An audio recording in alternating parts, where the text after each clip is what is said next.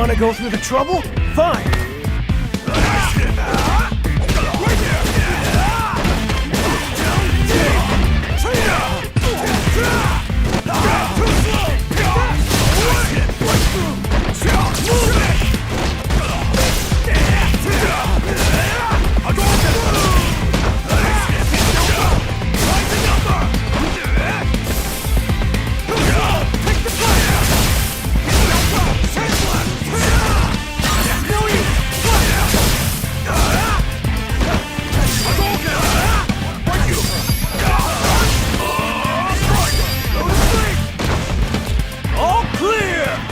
Easy mode too much?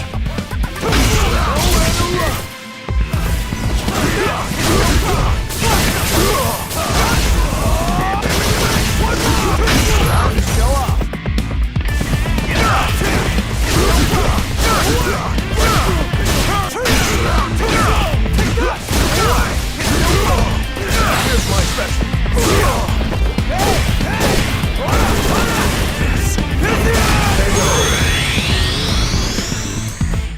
Sucks to be you. I'm always ready for a fight.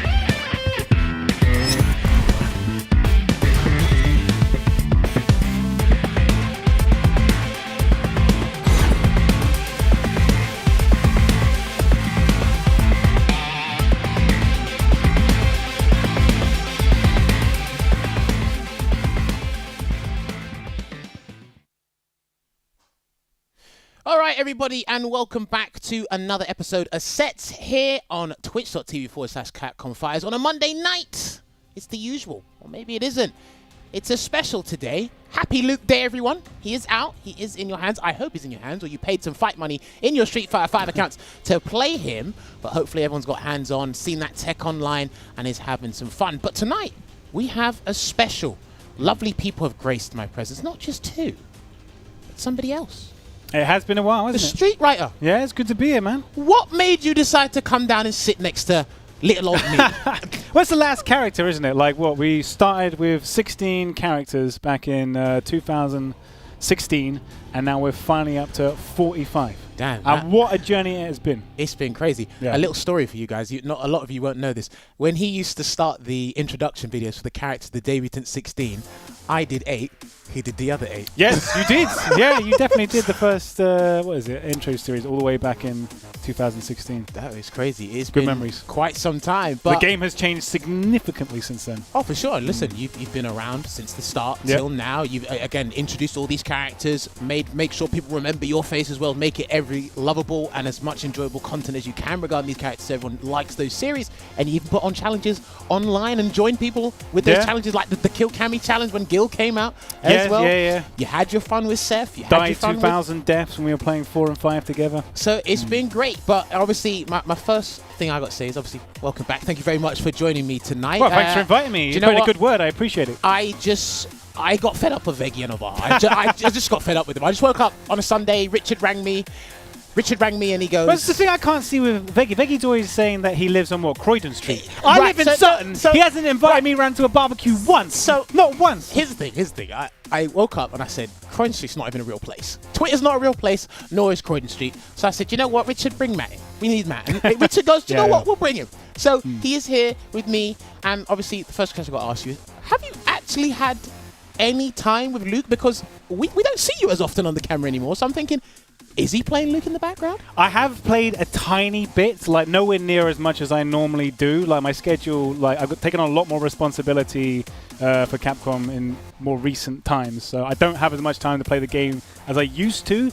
And kind of like my focus now is a bit more future focused, shall we say. But I have played a bit of Luke. I played a bit enough to get a rough idea of what he can do. But like in terms of actually like playing matches and stuff, I would get annihilated right now. That's for sure. Well, I mean, hey, listen, we got beautiful guests on tonight. We got some of the best guests in the house tonight 100%. to showcase us. Richard, roll the fight card so the people can know what's happening today. We clickbaited you guys. That's right. I'm part of the content creation team. I might be one of the best content creators out there. We clickbaited you and we said we're going to bring in the Red Bull Kumite champions to do a Luke mirror match. First to 10. Matt, talk to me how you're feeling about these two beautiful people. I mean, as exciting as it would be to like have the Kumite champions like actually pick their mains and do it. The fact that we're getting like early kind of like example of what Luke will be capable of, and these guys have obviously got very early this morning and like picked the character and like put him through his paces. Like I'm probably this second right now, I'd be more excited for the mirror match than I would be if they picked their mains. So I'm glad we're doing it. I'm very glad we're doing it. You know what? There's a bit of an argument because obviously, this is how I know the FGC don't read. They just saw a problem in Crimson's face. Like, yeah. First 10 Monday. Okay, didn't see mirror match in terms of the text that was on the graphic. They didn't see that at all. But either way, thank you very much. We're going to thank them when they come on, but they grace us with their presence and they're going to showcase this character here. So you guys get a little bit of a better idea how he plays in neutral. It will be a mirror match, yes, but it doesn't mean that these guys' philosophy cannot be implemented into the game. Of course, and there's no guarantee they're going to pick the same like V systems either. They might mix it up potentially. For sure. We'll find out. We were talking with these guys at the back. We will be having a pre-match interview and a post-match interview with the guys as well, because there's quite a bit of things we'd like to talk to these players about regarding. But also on the topic of a Luke first to 10, because Matt is here, Matt also liked to throw in a curveball, and he said, do you know what? I want the people to have a prize, win something today. And he's been doing a lot of these regular competition. So we do have another competition happening, which I believe is over 310 entrants. There has been a lot of entrants so far for this Nacon Daija arcade stick. So this is a really good arcade stick. We've got a few of these at the office. It's got Kane endorsing it on the side as well. The shouts to her. So, but yes, this if you haven't entered yet, you go on Capcom Fighters Twitter, and then you put in your prediction for the result and who you think is going to win and what the final score would be, and then you'll enter the competition. Say that for the people in the back, because I know someone's going to type in the chat what the score is and they're not going to hear you. No, yeah, so you have to do this on Twitter. On Twitter only. At Capcom Fighters, we put a tweet out today, and you need to respond to that tweet with your prediction for the match result. So you can put like, I think Problem X is going to win 10-7, or I think Mr. Crimson's going to win 10-6. So put it in there, and you are submitted. And that closes just before the first to 10 starts. So you do have time. We've still got to interview our guests. So you've probably got about another 20, 30 minutes maybe at the most before the entry ends. Of course. So if you haven't caught wind of it, you know the rules now. You know how to apply. Get applying. That stick might be yours. My stick broke today, so if no one wins, I might just you could just replace the button. Yeah. Well, we could see. But anyway, right. Also as well, the Capcom Cup did get announced last week. Is this something you're looking forward to? Maybe you're going to be 100%. Yeah, like flying out there as well. I fingers crossed. I mean, we'll see how it kind of like pans out, I guess. But like it's been so long since I've been to an actual offline competition. It's been a while. I went to EGX. Obviously, I saw you guys there doing your thing with Street Fighter and the Tekken tournaments, which was really cool. But to actually go to the finals this year, I went for the one in 2019. So 2022, it would be amazing to actually go and see the final. So even if I can't go there on the company dollar, I will fly myself out for Capcom Cup, definitely. Fantastic. And as you can see on the screens, ladies and gentlemen, it will be the 8th Capcom Cup. This has been happening since 2013, or heck, even since the 25th anniversary back in 2012. It's been happening for so long. Was it Sako that won the first one? Sako won the first one. And again, it is still going on, still going strong, and there are still tournaments happening here. And if Richard can just head over to the website and show us all the qualified players that are going to be in the Cup, of course, because we still have about 6 or 7 tournaments. Yeah, there's still a few more to go. Yeah, still a few more to go. And again, automatic qualification, prize money for the top 4. As you can see, these are all the players that are qualified on your screen right now. Great character diversity. And I do have to ask you, there's quite a bit of boxes in here. Is there 2 qualified so far? There's 3. I don't know if you you slipped a 20 to someone to ensure these people get qualified, but it's looking up to be a very interesting roster, and there's still a lot more places to go. And of course, I want to ask you guys, I'm going to leave this open to the chat, but I want to ask Matt directly first. Go for it, yeah. An LCQ. You still think, because obviously there's 31 tournaments, people are like, hold on, there's going to be 31 players. I said, no, it's 32, there's going to be an LCQ, but no one will take my word for it, because I'm the boy who cried wolf.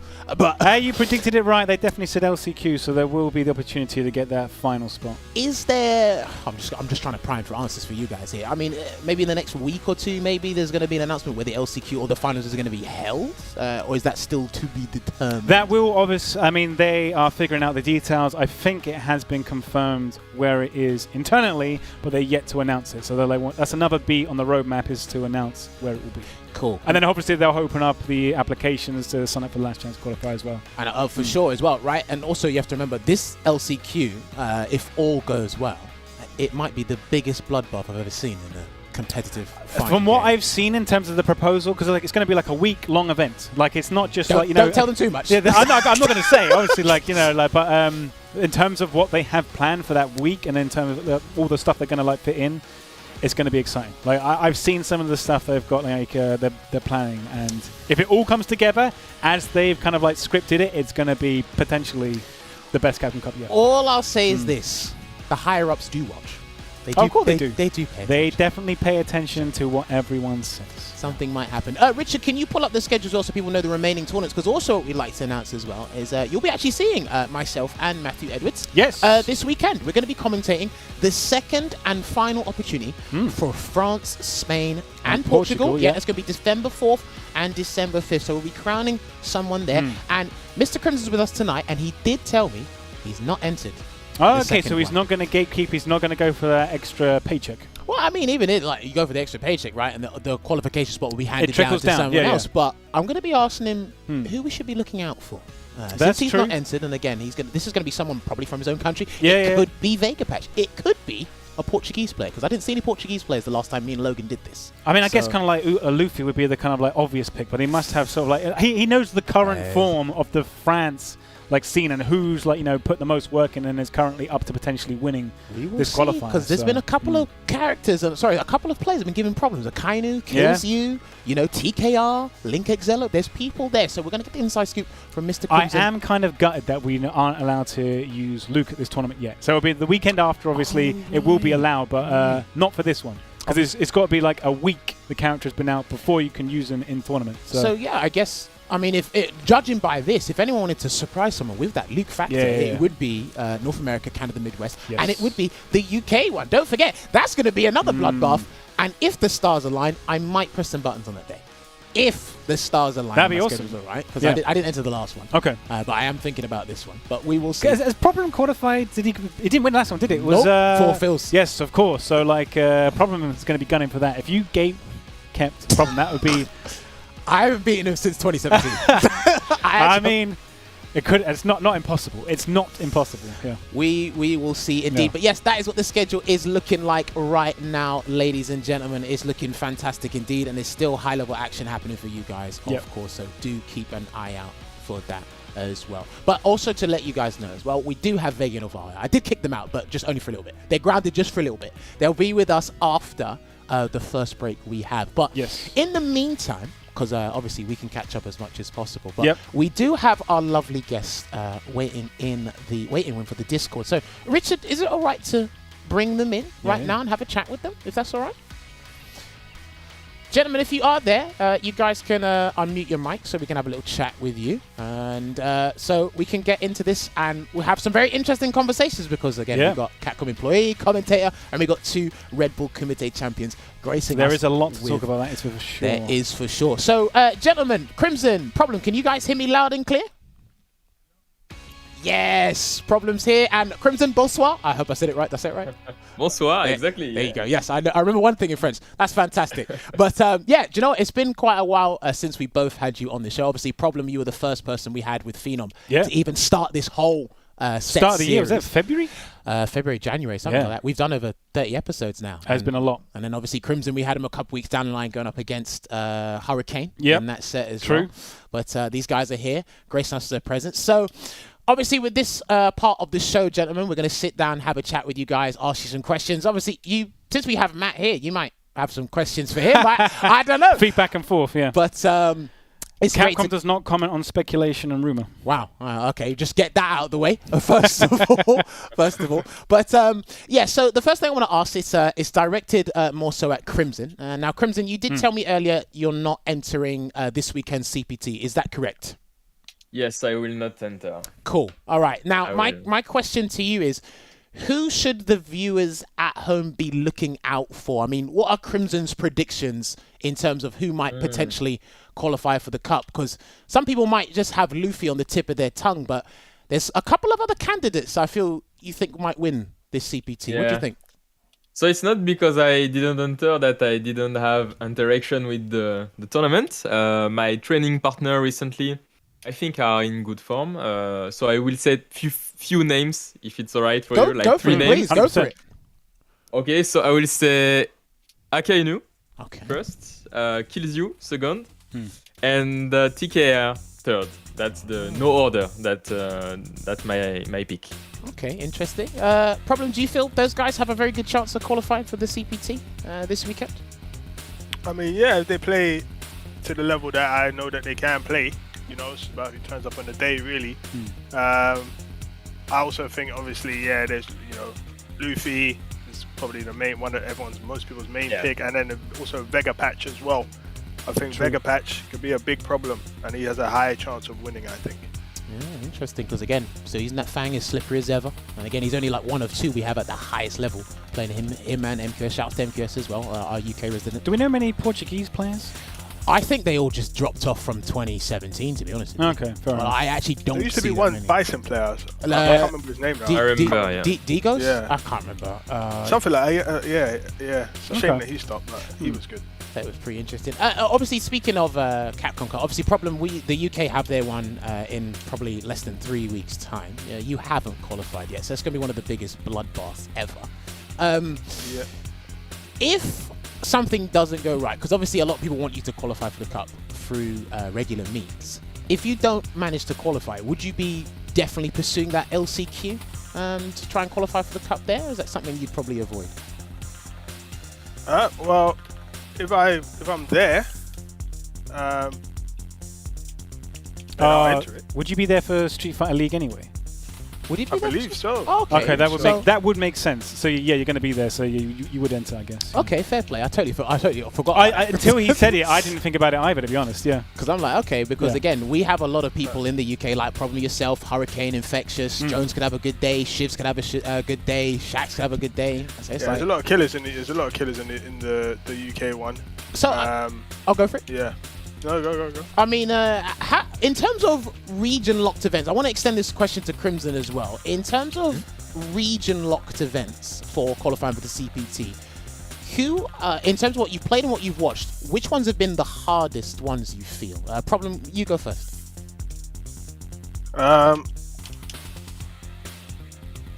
So which CPT do I think is the hardest? Has been the hardest so far? Yeah, which ones have looked the hardest? I mean, but on paper, the Japan one's always going to be very difficult, ain't it? Because there's a bunch of top names there. So I'd say those. And then outside of that, you have I actually think I'm not saying it because I'm in. I do think the UK one has quite a lot of players in there that can get you and that are able to win. And who was the other one that there was one more that I saw that looked, East Coast, West Coast? No, the one that we just happened. The one that's just happened. East Asia. Yeah, there's quite a few guys in that one that can. All King Infiltration. Yeah, Hot Dog. Hot Dog. Yeah. Zhao Bao. Yeah, that one's got quite a few people in there as well. Okay, interesting. And I wasn't quite sure who's going to win that one. Okay. Crimson, do you share the same feelings that Problem has, or has there been another region that's kind of caught your eye and said, "Yo, this is actually pretty difficult"? Like kudos to them for playing. I think pretty much the same. Of course, Japan is first. A lot of crazy player, amazing player. UK is really high too. Honestly, like a lot of people in UK are really active in the game. I think France, there is a lot of player, but not a lot of active player right now. Right. So I will not say France right now, even if let's see. But the Asia is like right now the hardest, I think, overall. Okay, interesting. Obviously, I'd love to get you guys' opinion because again, you guys are both Red Bull Kumite champions. You are highly active, some of the best players that have ever graced the Street Fighter 5 community, or heck, just the community in general. Yeah. So it's always good to get your opinion. Also, sorry, there is the Americans as well, but the problem, I don't know how everyone's split my geography on Okay. yeah, that's why I didn't really like. There's a lot of players in America who make their tournaments interesting, but there's a lot of division now, like with the Midwest and the East Coast, and people have been moving house all over the place. That I don't know is who's true, there and where. I That just is see a true. name and I'm like, oh yeah, let me tune in. So I actually can't say which particular one it is, but they have some good ones as well. Interesting. One more question from me, direct at Problem before I hand it over to Matt, because Yeah, I've go got for a it. couple of questions. Problem, obviously, congratulations on the recent partnership or sponsorship with Puma, because I believe they're partnership with Mouse Sports. Is that correct? Yes. So how did that come about? Because getting sponsored by Puma is a pretty big deal. There's only one other person I know that's sponsored by, and that is my cousin, a relative of mine. So that is a pretty big deal. So how did that come about? I mean, I don't. They obviously done the deal over there. I actually don't know how they started the interaction with Puma, but yeah, I was just told that this is what's happening. I was like, yo, everything looks sick. So yeah, happy days. That's crazy. Can you get me a top? I see what I could do. Because I saw it. I saw it with that top. I said that top looks kind of nice. It does. Wear that top. Oh, I'll definitely rep down commentary all the time. That's crazy.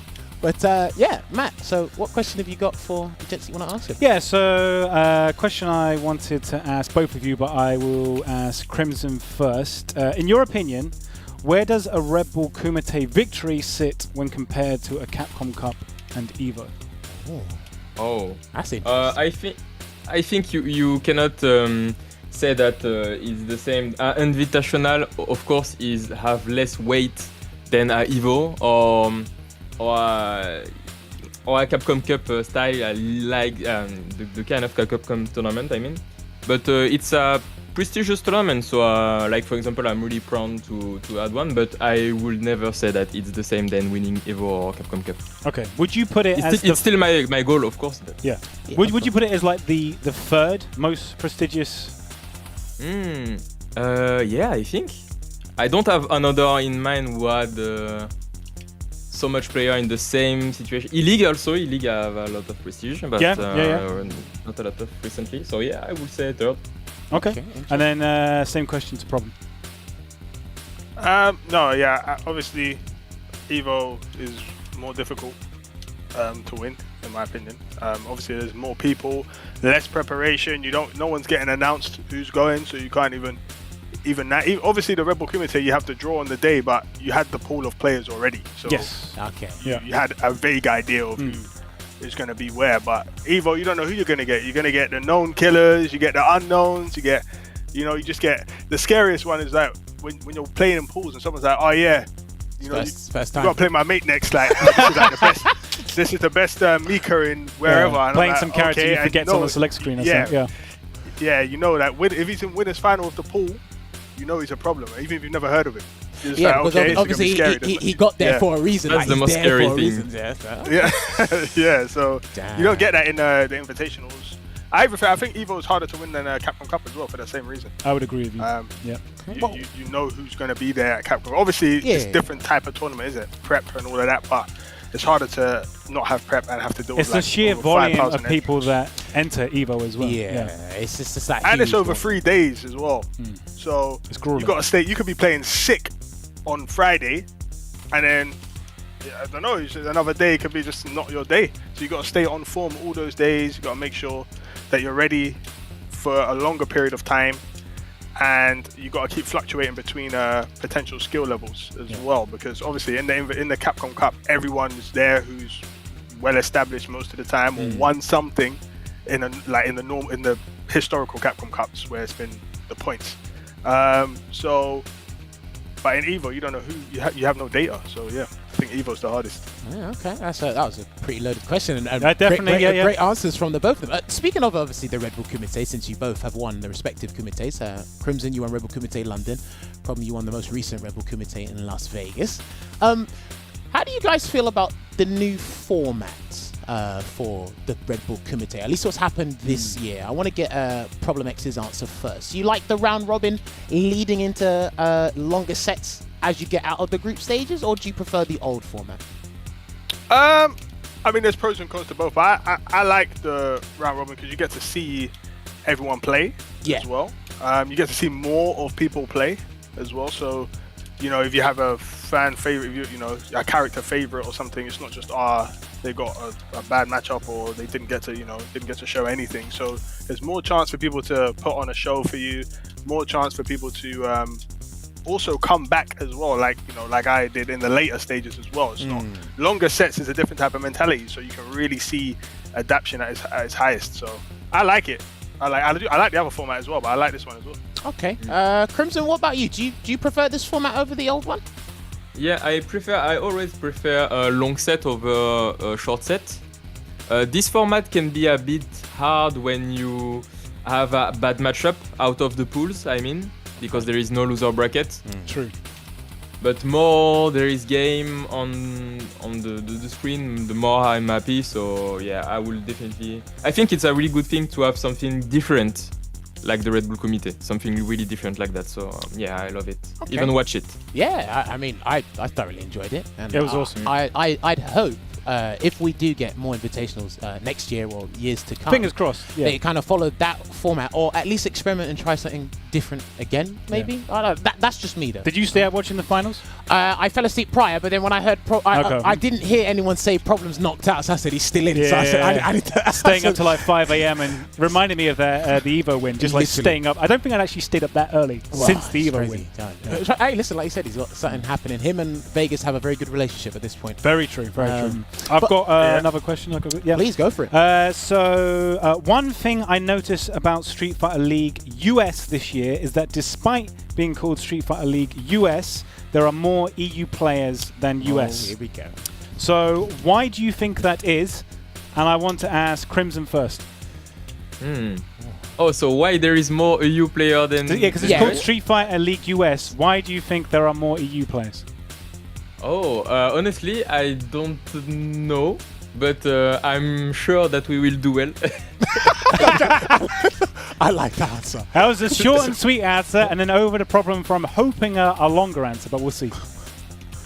I mean, I don't have the answers for it. You know, I don't have the answers. Why people who were picked. I mean, most teams were either, I would assume, probably picked on either synergy or pure skill level. Yeah, pure skill level. Yeah. So. Okay. I don't know, but I'm just saying I don't know. It extends because if you extend it to the amount of EMEA players compared to the amount of North American players, it's still more. But however, a lot of the sponsored players, a lot of the orgs that are in there are European. The first sponsored player was of, you know, like a European or that's a fair point. NASA's case, Middle Eastern. Okay. So I think Panda is the only team where their main first player is an American who's sponsored. I think the other orgs are European orgs. Okay. So that might just be why. Well, most of them, apart from NASA, Middle Eastern as well. Yeah. That's a good point. That's a good point. Yeah. Okay. I mean, damn, you really want to start a war today? This guy really wants to. I've been on stream for like so long. I need to stir the pot a Devil's little advocate. bit. Yeah, that's right. There's something wrong with you. Obviously, both of you. This is targeted at both of you because we were talking about this before we actually went live. But I kind of want to get these guys to kind of repeat their opinions and probably say something different if possible. We were talking about, and I asked this to Hurricane last week when he faced Akane. Is there any players, probably 2 or 3 names? There's a lot of players we have in this community. Some of them are the best players in the world. Yep. Some of them are in the top 10 players of all time. Stuff like that. Is there any player you feel doesn't get spoken about enough in terms of their results, their consistency, their accolades? Problem, I want to hear your answer first. Like maybe 2 names, any name that comes to mind. Yeah, I mean, I'd say Big Bird. I think Big Bird doesn't get spoken about enough or as much as others, despite the fact that his skill level is up there or sometimes even arguably better than some of the players that are discussed ahead of him. So I feel like Big Bird probably doesn't get as much props. Might be due to the fact that of the location or whatever it is, whatever the reason is. I just feel I'd say Big Bird. And you know what? Yeah, like there's a couple. I don't really know outside of that. I'd say I feel like obviously winning a Kumite and that. You know what I'm saying? Man, them has started to put that respect back on my name. I think people I respect it. We're kind of sleeping, but. Yeah, so people are putting the respect back on my name, you know, winning Evo and the premiers, regional finals, and a bag of tournaments people must have forgot. because it's been a little COVID little. You're literally one away from the hat trick. If you won Capcom Cup now, you would have the hat trick. Yeah. Well, I mean, obviously, before I extend the question to Mr. Crimson, I think probably me and you were talking about this before. It's not that like people, with some people, it's not that they don't acknowledge. It's people forget a lot of things. Yes, I said forgot. Yeah, they just forget because it's like short-term memories. And again, it's some of the you remember champions more so than memorable moments. Yes. And sometimes the most memorable moment might have been at the top 8 round one. Which is what I guess, like, you know, Big Bird, he did get the second place Evo finish, but not a lot of people necessarily focus or remember that. Right. Yeah. Unless you're Luffy, you just want to troll him every time about his runner-up and his last decision. But anyway, Mr. Crimson, what about you? Is there any player that you feel doesn't get spoken about enough? Maybe one or two people? Yeah, I will say. So first, I will say Phenom. I think really consistent until like many years and do great results around the world. Yeah. And second player, it will be maybe surprising, but I will say Sabine. Oh. My friend, the Dalsim player. I think he don't have enough shine. Like, for example, he wasn't on the 10 versus 10 list, and I think he deserves a spot in. So I would say, yeah, Sabine, he organizes a lot for the community and stuff, and he's really active in the game, so he's really good also. Okay, interesting. That was definitely a name I wasn't expecting, but again, there's so many players that just... Another Downson player would know, for sure. Kind of get swept under the rug. Yeah. You forget about it. But, you know, speak of the devil, because Mr. Crimson, you didn't mention it. I think we've got time for one last question before we go to a break. You mentioned that potential 10v10. Would you actually like that to happen, or was everybody just exercising their thumbs the day after Problem 1 Red Bull Kumite? So me personally, I love team tournaments. I think like the hype and the stuff. I was really sad that the Olympic Games was cancelled. Yeah, because that will be like my dream tournament. So I always will be happy to be a part of a team tournament. So definitely I will be in, but I understand every opinion about that, about every player. It's hard to organize something like this and to have everyone who want to play. So okay. I really used to enjoy the Kaku tops between UK and France back then. That was always a really hype one. Yeah. Okay. Problem. I don't know if I did ask you. No, do you know what? I didn't ask you because you obviously streamed 2 days after you came back and you obviously spoke about it. But there might have been some people that missed it. What were your thoughts from an objective standpoint, outside looking in on what transpired after you won Kumite? Is that something you'd like to watch or take part in, the 10v10? Nah, I'm not really. I like team tournaments, but I'm not interested in that particular 10v10, to be honest. Like, the nature of what it's supposed to represent, etc., doesn't do anything for me. Like, I don't need to prove myself. You know what I'm saying? So, and I ain't got no gripe with no players from either side. Do you know what I'm saying? No, so I definitely understand. If there was a prize pool attached to it, would that change your mind? I mean, you know, when it comes I don't know. But I mean, obviously, it had to be quite big between 10 players. But I'm saying, you know, if there was a prize pool, like a decent one attached to it, would it change your mind? Or is that something to think about? Is like, it depends what the prize pool is. But okay, the actual what it's supposed to represent, like where it's coming from. You know, where it's actually coming from. Like, you know, this and this. I don't know what the energy is there. But what I'm saying is, like, I personally don't feel I need to prove myself, and I don't even think I think the statement is for people to step up from the particular regions. Because look, as we said, you got epic players from on every part of the world, right? You got the top players here, you got the top players in America, top players in Japan, whatever. You can take any of those, they can go international, coast to coast, and win something. So I don't think that having those elitists play each other is even gonna do anything for the statement. If you want to find out who's a stronger region, you take the elites out of it and you put the middlemen in, or the lesser, so-called, in the nicest possible way, like the lesser players. And then whoever comes out there, that is who is the stronger majority region. You can't put the elitists there. You could put me. I could beat everybody on that list on my good day, and people on that list could beat everyone on our list on that good day. So that's not going to prove anything. You need to take the elites out and have the rest of the people play, and then you might be able to see what's really going on there. So that's why I said I don't feel that I need to. I think it definitely depends on that. If you did like a round robin format, then that'd be less of an issue, I guess. But it would take forever to do. I agree. Even it would be again, really long. There you go. But even then, Mr. Crimson, I feel it's you couldn't do this kind of 10v10 the traditional way, not just you guys do the OCVs or potential OCVs and everyone just plays one game and they get off, because I don't think that will showcase enough. I think the format would have to change. But then I have to agree with what Problem said. I was like, just leave the elites out because they've already proven and established themselves. Get the guys that are some of the region's best players, as well as, this guy can actually cause an upset, and that would be a better indication as to this region's actually pretty damn decent at the game. So I definitely agree with the rationale. I just think in terms of like what people would actually want to see and what would get the most views, you would have to have the killers there. Of course. Yeah.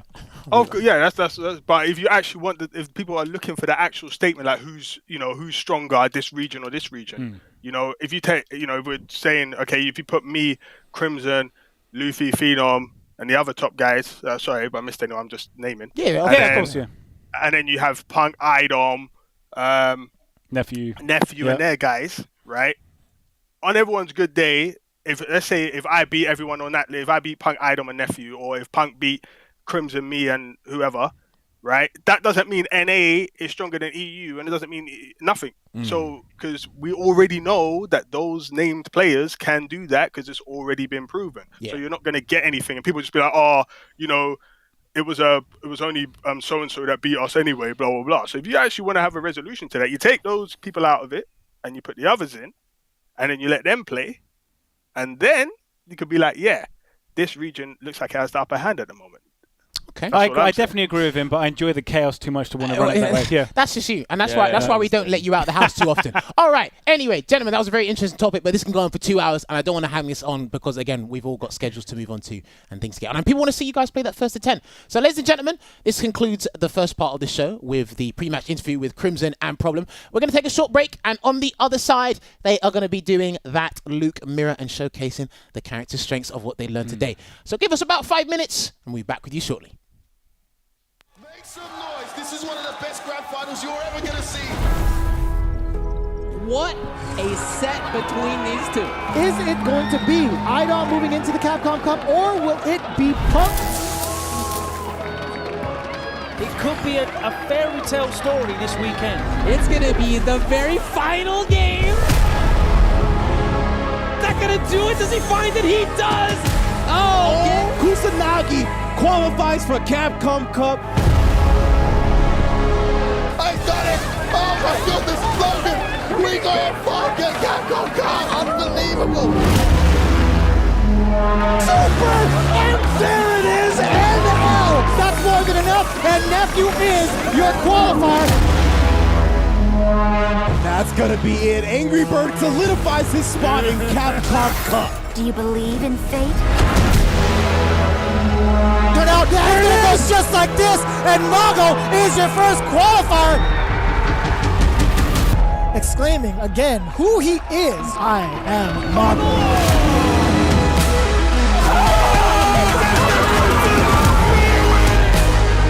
I will fight you. Optimization! And he's done it again. Could we really expect anything less? Find me better Street Fighter. I dare you. It's right here. You don't even have to go anywhere. I bought it to you. Dream matchup for Street Fighter 5, man.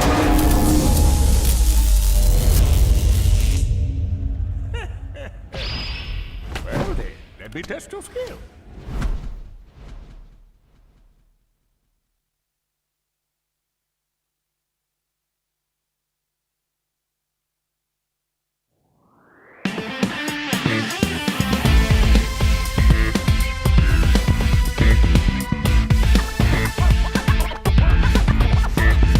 So, you really want to go through the trouble? Fine.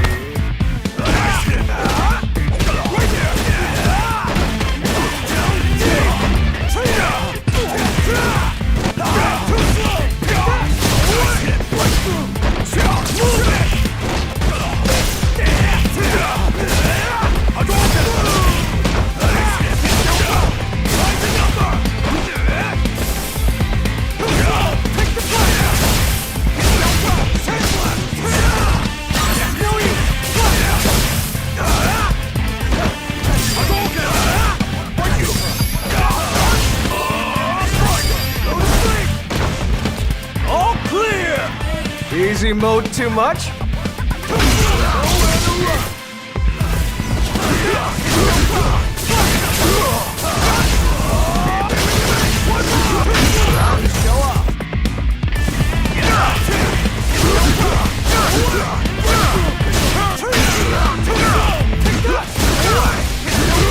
Here's my special.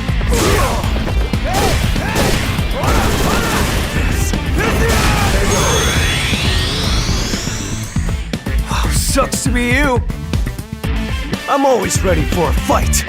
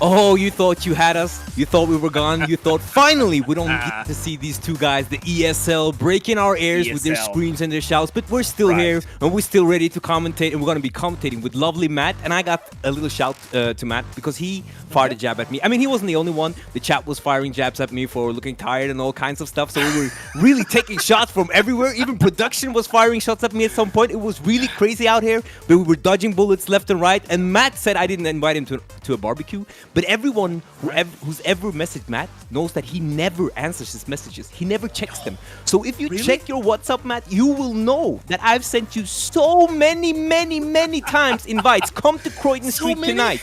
We're doing barbecues tonight. No answers. Not even a scene. Not even a read. What's up, Olvaha? How are you feeling today? Not even scene zoned? Damn, dude. That's rough. I mean, it's gotta be tough out there in the Croydon streets, man. I mean, it's like we live this close, as he said.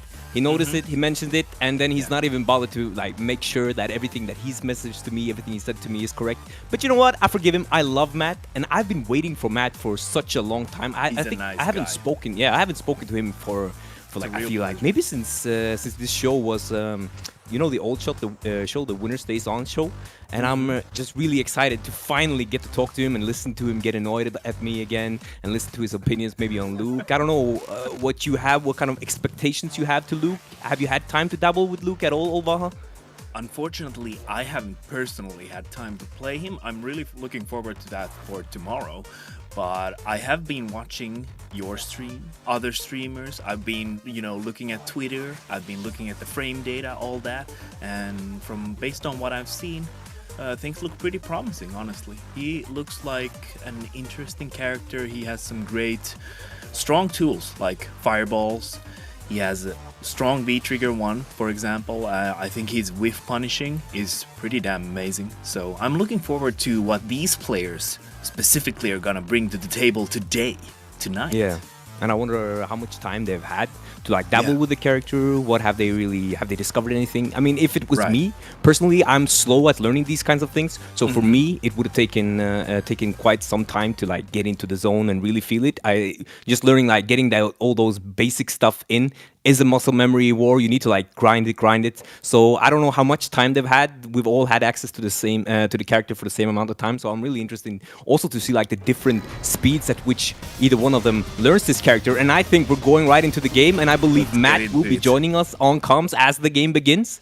Let's get into it, guys. Yes! It's not going to be the training stage for once, thank God. Is that with that? I'm not going to see what costumes fit. Okay, didn't. Yo, the Didn't yellow pick the black same one. on the left there. That's fire. That is pretty sick. Yeah, I'm more about that. What is the costume with the military costume? That's my kind of costume. story one. That is the story one. That's my favorite as well. I see them both, you know, getting that pump on their, you know, forearms there. Yeah, Problem definitely has that combo down already. It's like a bit awkward to begin with. Trying to get that down. Oh, there he missed that timing a little bit. Just almost had it for the stun. It's a bit awkward in the beginning, but I think the more you do it, it's really a combo that you'll get used to doing. Nice buffer from Problem X for the corner situation. And it's looking like Problem has picked, what is it, V-Trigger 2, whereas Crimson has picked V-Trigger 1. So we do have a slight difference in the playstyles. Yeah, that's really interesting. Unfortunately, we're not going to see the V-Skill 2 for now, at least. But I think that's something that we're probably going to see in the future when the character gets opened up a little bit, possibly. Yes, that's the one that you can evade froze with, essentially. It's kind of like a built-in shimmy. I do like the applying the V-Skill 1 is more of a V-Skill that you can easily apply in the beginning when you're learning the character, I think, because I do think V-Skill 2 is going to take a lot of time to like understand where to apply it, and V-Skill 1 has that real buff to the punch special, which really make him stronger and beautiful with punishes from Problem X, and he finishes the combo once hit away from stunning already. Great corner control right now. He's using the projectile. Oh, the overhead! Then he got stunned. It was literally just like a sliver away. Unfortunate whiff there for Mr. Crimson. No. Is that safe? The EX depends on the version. Yeah, the EX fireball can be +2 on block up close, as far as I know. Please correct me if I'm wrong. So it's definitely not a very risky shimmy. But if you do then go into the V-Trigger, I'm not sure how negative or plus you will be if you do the V-Trigger follow-ups after doing that EX. You can definitely see how, you know, powerful Luke's projectile seems to be. Like, there's definitely use for that throughout the whole match in different kinds of situations, honestly. Problem X, though, showing that he's a fast learner. We've seen this before. Early Street Fighter 5 days, he was always like out there quickly with new characters, him and Venom and a few other guys. I mean, Mr. Crimson was also one of those really early high-level players in Street Fighter 5, so I mean, both of them is something we can expect to see this. But I'm not surprised that Problem is taking the lead. Now, Mr. Crimson is here, can convince me that he is at that speed when it comes to learning. There's definitely few players that have played as many characters, like in actual tournament, as much as Problem. But I think he's like probably about up to like 7 or something at this point. Exactly. And you know he has that time there. Oh, I can't believe they threw out the projectile at the same damn time. Oh, nice with punish, but no follow-up from Mr. Crimson. Maybe he wasn't expecting it, just not used to it. He doesn't have it in the muscle memory. Just staying in the neutral game right now, fishing both sides. Yeah, I feel like one of the strengths for Luke is going to be the whiff punishing game, so there's definitely some getting used to that whole different kind of aspect here, especially against a new character as well. You're playing a new character and also playing against that new character. Activation as well, but doesn't get it. That was interesting. It's a great activation. Day one kind of rough. It's that timing, bit awkward. You just don't know. That jump in. Yes, combo, big chance. Still at the stage we're thinking about what button to press. That's minus, definitely. Yeah, nice punish there for Problem X. Okay, activates, dashes in, one kill. Double dash. Ah, goes to the overhead. Yes. He's got 2 of them. He's got the forward medium punch and the run into kick. Yeah, that's the Impaler. And Problem being so close to death and not really familiar with fighting against this character probably forgets that there is an overt option from that run. Close out and you could definitely see he did the forward throw and went for the forward dash. There's definitely no Oki there in the mid-screen at least. Yep. Yeah, good point. These combo enders the Crimson has been doing, and I mean Problem was also at times which like they end the combo into the into the DP. They won't get the Oki. They definitely need to end one of the forward back punches or the runs. Jumping heavy kick, but it was quite far away there. Okay, getting the forward throw here, setting up the corner. The activation. Yeah, pushes out. Oh, Bofa loaded up. Yeah, that's so scary. 50 frames or something. That's very slow. Punish. I'm really impressed that they've already got the charges kind of like down on the quarter circle back punch. Well, they seem to be hitting. Yeah. Do we actually know what the window is for that in terms of hitting the sweet spot? Is it like a 2 or 3 frame or? It's definitely not 1 frame, because when you start doing it, you can get it down very consistently. But if it is 2 or 3, it might be somewhere around there. I mean, there's probably someone in chat with that knowledge. Yeah. It's easier than a one frame, and it's very doable once you learn to do it, and that's how you can end your combos in Oki and have good finishes from your beautiful whiff punish from Mr. Crimson, but again, finishes in that DP. I feel like both of them are utilizing the V-Skill 1 very efficiently already, showing that it has a lot of uses in general for Luke. Just opens up his combo potential so much more when he's got the charge ready to go. Yeah, but also that tackle has some nice corner carry there. It's a shimmy. Could have got more, I think. Like, yeah, that was bad conversion. And problem also with this. Oh, finds the gap. Challenges it. One apiece. Kind of find like, kind of scrambly situation there at the end. Both ending the combos maybe a bit unoptimally, but that is to be expected when we have these brand new characters. First time they take them seriously, but I'm loving their approach. They're doing like that mid-range zoning and neutral game, but I've seen some people go extremely far away with the character and using the back knuckle punch thing as a surprise, and some people go very close. So I think there is a potential for multiple playstyles with Luke as a character. Yeah, for sure. The knuckle, which the hard knuckle, seems pretty hard to deal with if you don't have experience against it, especially when you got the V-Skill loaded. So that's definitely going to be something that's going to be possibly getting into play here. Beautiful conversion into the Oki from problem. That's a combo I like. Jumpy. And gets the charge up as well, like you talked about that. Definitely takes some learning to get used to that. He's confident taking the throw, takes his frames back, gets the activation himself. What's it gonna be? Fishing with a low, but not catching anything right now. There's some dangerous whiffs in play here. Look at this. They're playing with fire here. Alright. Oh, he doesn't find him. No punish though. No punish. Again. Goes for another one. Yeah, beautiful. Uses up the B trigger. Good jump. Already with anti-air though. Yeah, that looked like a good jump, but damn, he recovered and anti-air in time. That must have been literally a frame within. Damn, that projectile is so strong, Sandblaster. So, I've been thinking a bit about if you, I don't know if you have any knowledge about it. Beautiful frame trap from Mr. Crimson there, and he walks back, but he still goes close for the right now. Yep. Ready. Don't you ever dare do that against Mr. Crimson. Definitely he was thinking that was his main. Just wanted to close out. Crimson technically takes the lead right now. He's around up. Yeah, he definitely does. That was that old school. Throw the fireball when they block it and then jump. Range. It's still hit. Classic. Both charge. Getting that. Rather than trying to punish, he just goes for the activation as the counter. I respect it. Oh, nice confirmation there from the crouching forward. Yeah. Dash up. Look like a medium DP. Oh, he gets the charge. The wall bounce. He gets over from this one. Yeah, I think he went for the Sandblaster. Yeah, I think he went for the Sandblaster to get the Oki mid-screen. Okay. So the quarter circle back punch move, what's that called? That's the flash knuckle. Flash knuckle. Yeah. So after EX flash knuckle, to get the Oki, do you go for? Does it look like you go for the fireball? I mean, he did there and did get Oki. Because he looks like he double dashes afterwards. Yeah. If you're in the corner, you can just DP and get Oki anyway. And I think it depends a bit on how high you landed. I feel like I've seen people go into the run punch, but you cannot do that from just the grounded hit. Okay. At least I could not manage to do that. So. And you can like see how this character is new. Like the V trigger is not running out when you're not using it. Like the duration is actually increasing. So that's definitely something you're going to have to get used to when you're fighting against Luke in the future. Okay. Old confirm. Equalizes. Wait, that was beautiful. Was that stand like we started that with? I did not see. The game it was buffering away. Oh, yeah. Walked into the fireball.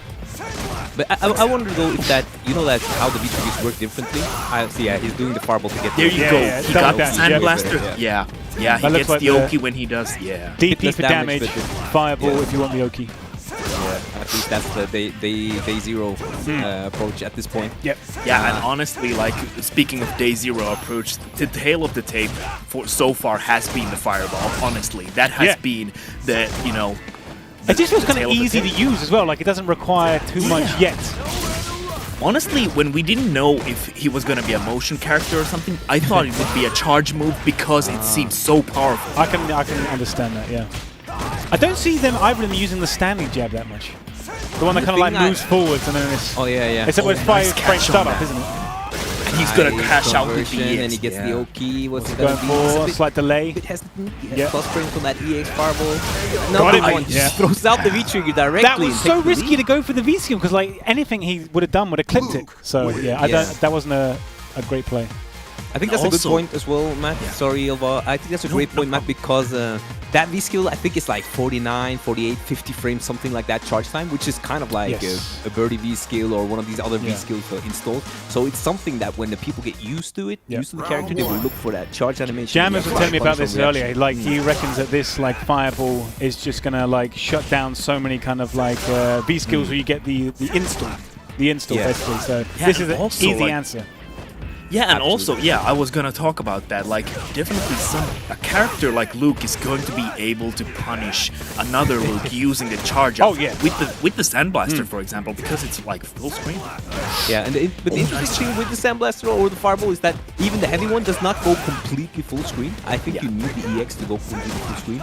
And the longer the Fireball goes, the more recovery it does seem to have. So it's more that like close range light one, and then you can try to outspace it and whiff punish it. There is no extended hurtbox on the Fireball that I could see, so you can't really use those easy to get through Fireball moves, but you can try to outspace the light one and maybe do like a forward moving special to whiff punish it. It's interesting how that will evolve. I think it depends on the character, of course. Yeah. I mean, I've not seen it like used against like Balrog's like V-Skill 1 or anything yet. Like, can you like move around it, like, or does it take up too much of the screen? It's very fast, but if you do manage to get Fireball invulnerability, at least with Birdie, I could get the Bullhorn through. The problem was actually connecting with the Luke player because he doesn't have that extended hurtbox that It's not like hitting a Douse Sim limb or something like that. Yeah, no, the hurtbox is small, so it's not as easy to stop. And beautiful, but I love how he's grounding. He has those whiff punishes below. He has even the stand medium punch target combo, which seems to have great whiff punish ability against a lot of characters, medium whiffs. So it's something we probably will see as the character evolves more with punishes in mid-range, just target combo, 156 damage, OK. Yeah, for sure. OK, getting that low for once again confirming that. And there was some talk about is it confirmable or not, like when its character was released. Seems it's definitely. It's nice. Perfect. Just threw out the light button there and then caught the neutral jump, DP, sealed it. It's a 16 frame window, I believe, as far as I know. So it's easier than something like Cammy's crouch spin kick. It's like possible even on a PlayStation setup if you're good at these confirms. It's definitely something you can use. Nice DPs. It just does it. Using that heat knuckle there? Yeah, I mean, like if that was blocked, I mean, it wouldn't have been plus 7 of them. Yeah. Okay, he tried nice tech. But he snuffed out the approach there. Yeah, just not going for the just taking the damage, resets the neutral. So does not punish I've not seen Arvin use the forward heavy kick much as an anti-air, because like that's like because you get the crush counter on that and then you can follow up and do decent damage. So it might be something that they might not even have like considered yet. Yeah, maybe. But that is a very good point. That is almost would be nice if someone could tell me try this button. I want to see if this back heavy kick is an efficient anti-air. I think it's pretty good. Yeah. Oh, that was nice getting the double dash with the Oki, getting the corner position. Oh, it's close. For the low forward here, fishing for that low. Punish. Yeah, that punish nice very target combo. Oh, we got the 3 hits. Triple impact. Scaling though. Wake up, EX Flash Knuckle. No, Sandblaster. That's gutsy stuff. Could have definitely led to something. Should have landed. Very tough position though for Problem as he kind of wins the zoning game with these. Nice. I don't think it's gonna be quite. No. Pretty even. Problem needs this. This is really scary. Oh! That was kind of roll the dice. Perfect open. So close. Luke wins. I wonder if, since he was in V-Trigger 2 Problem when he landed that combo that he went into the DP, if he could have gone for, since you can cancel your knuckles into your knuckles, if there was like another route for a more seasoned I think there was a chance to get more damage there. Like yeah, I think there was a big route with that activation problem. So it's like they're both. It's so fun to see how the character evolves, like how these one hits will be in 6 months from now. How big the damage might be. And honestly, like it never fails to surprise me how fast people learn these new characters. I mean, it's day one. The character was released literally today. You already see like people like Jammerz like posting like tech and like the most damaging combos and stuff. So they're already like going way in and figuring it out. So I love like seeing characters on day one just because you see all the cool stuff. Oh yeah, nice kind of tricky interruption. still. Yeah, and it has timing just down there, and that's kind of unsafe. We finally and see the missed jab it. target combo. Okay. Yeah, I wonder.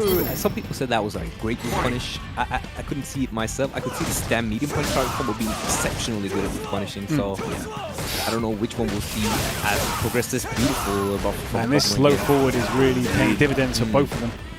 Great confirmable No, he's button. not. Yeah, Problem X is not going to try the Nice dash punish. anymore. Punish. Yeah. Yeah, nice stuff. And gets the Oki again, but no throw. The throw range is exceptionally short. Oh, he does not. I love that Superman punch, isn't it? Just walk back, nonchalant, bam. Yeah, the sway back, Yeah. definitely. And it seems like neither of them are kind of like, oh, beautiful with punish Yeah, from with the Crimson light. this time, Yeah. and the damage and Oki in the corner. Who's going to activate Nice. first? Ooh. It's really scary for Problem X right now. Evens up a bit more. Like Mr. Crimson, yeah, Mr. Crimson has a nice lead in the set as well, 3-1. He's Like, honestly, if he commanding wins lead. this, yeah, exactly. A lot of people would put their votes in for the arcade sticker, wishing I they'd gone the was- other way around now. I was just Yeah. gonna bring that up, Matt. Oh, nice interruption on the dash as well, because it is a 17-frame dash. It's kind of hard to tell with the animation, but you can definitely look for it if you're really ready. Nice conversion. Oh, gets hit by that counter. And that's something you need to, in the V-Trigger tool, you can do another flash knuckle after the first one. So that's definitely something Mr. Crimson probably wasn't expecting to be able I kind of wish they both picked V-Trigger 1 just so we could see the clash with the free fireballs, like just at the same time. You know that would the happen by now. EX1 preferably, the EX1. Yes, the yeah. thermobaric trash. What a name. That's a mouthful. Double dash in, gets the throw. Looks like a definitely plus on that. Ooh. Definitely getting Problem good needs mileage out this. of. A little bit less damage, going for a bit better Oki route here. Yeah, No, honestly. what versions they're using of the fireballs up close? Because I noticed that the heavy one can be like -4 at like mid-range, but the light and medium can be really negative on block when you're getting close up. Like crouch medium kick light fireball can be like He tried to -11 sneak at in the points. charge there. I guess the activation though. Nice. Nice catch with the EX Sand Blaster, but oh, there we go. I swear he's Rock like smasher. standing heavy punch like hits further than the sweep. It's like such a good button to activate from. The fact that it hits crouching Yeah. as well. Yeah, for sure. Moves forward. Ooh. Problem This wants is this. a really nice lead for Problem X. Oh, and there you Yep, see yep. the crouch forward once again, finishing the job. That seems like, honestly, some of the best normals for Luke, I feel like, are crouching medium kick and standing medium kick. The standing medium kick especially feels like something that you're probably going to be using a lot against certain characters, especially.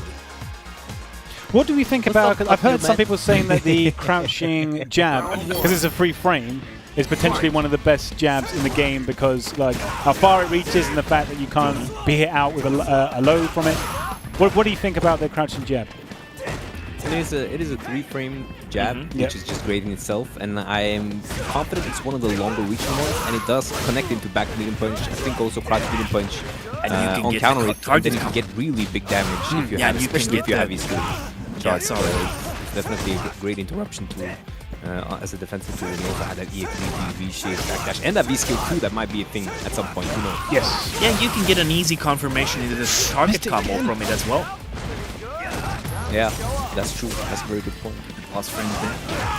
Oh, nice jumping. Big chance yeah. here. But he's Full not combo. Yeah, but he's not going for those Yeah. knuckle charges. Crimson. That's a punish. I don't know how He finds minus the kill that was. anyway. But he's not going for those knuckle charge combos. We could definitely get more damage from these jumping combos. He's just opting to go for the EX knuckle every time and then finishing in that DP resetting team. Definitely more to be had from these Yeah. conversions. It definitely looks like Yeah, Crimson's for going sure. more for the damage in his follows, whereas Problem's going more for the Oki. Yeah, definitely using that mid-screen Sand Blaster to get the double dash Oki. Problem X has been using that consistently. Nice one corner bar. combo. Big damage, Yeah, boys. one Let's bar. go. Now this is what we're talking about, Yep. guys. That is what we will see as Aha, the got character jump on. goes. Big damage from multiple hits, and there we have one again. But again, he's up and out of a lot of damage, just going directly for the EX as far as I'm... Activates. Oh, gets the back foot. Puts him in the corner, yep. Crimson's want to activate as well. How's he going to do it? We're going to do another snake roundhouse? No, raw activation. Okay. Activates, yeah. I mean, it doesn't, Gotta like, you know, use- it doesn't run down necessarily, does it? So I guess Yeah, raw I mean, activation makes that's a lot one of of the sense. biggest strengths. Yeah, definitely. You can do that more freely than other characters, I feel like. We haven't seen CA yet because both of them have been using so much I meat. love that Yeah. CA. That But is definitely, like Problem Veggey could would now. say, yeah. like Veggey would say, that's the drish super. Big drish on that one. And that one, when you KO with that one, that's a big drish in your face. That's very... That was feels complete very shutdown there. But do you also think that the fact that, you know, that let's say you use almost all your charges with the V-trigger, you have one charge left, and you don't get to spend it, and at the same time you're starting to take damage and you don't get to build V-bar for defensive, it could also be kind of like a hindrance or a weakness, not getting to like get rid of your V-trigger when you only have one charge left, so you won't get a big conversion, and at the same time you're not building it. So it kind of has a double-edged sword. It might be very good, but might also actually be in the favor of the opponent at times. Yeah, speaking of double-edged swords, I want to bring out the fact that he's standing punches, for example, move him forward. And we talked about this earlier, Veggey. Like, I think it's a great tool. It's great for whiff punishing, but also at top level, that's gonna add another layer to, you know, the perfect spacing. And I want to see more of that forward heavy punch, -2 on block, crush counter. There you see the charge. Yeah, 4 or something, I think. Yeah, nice to find for counter hit. Doesn't quite kill. Wake up DP. I did finish it. Yeah.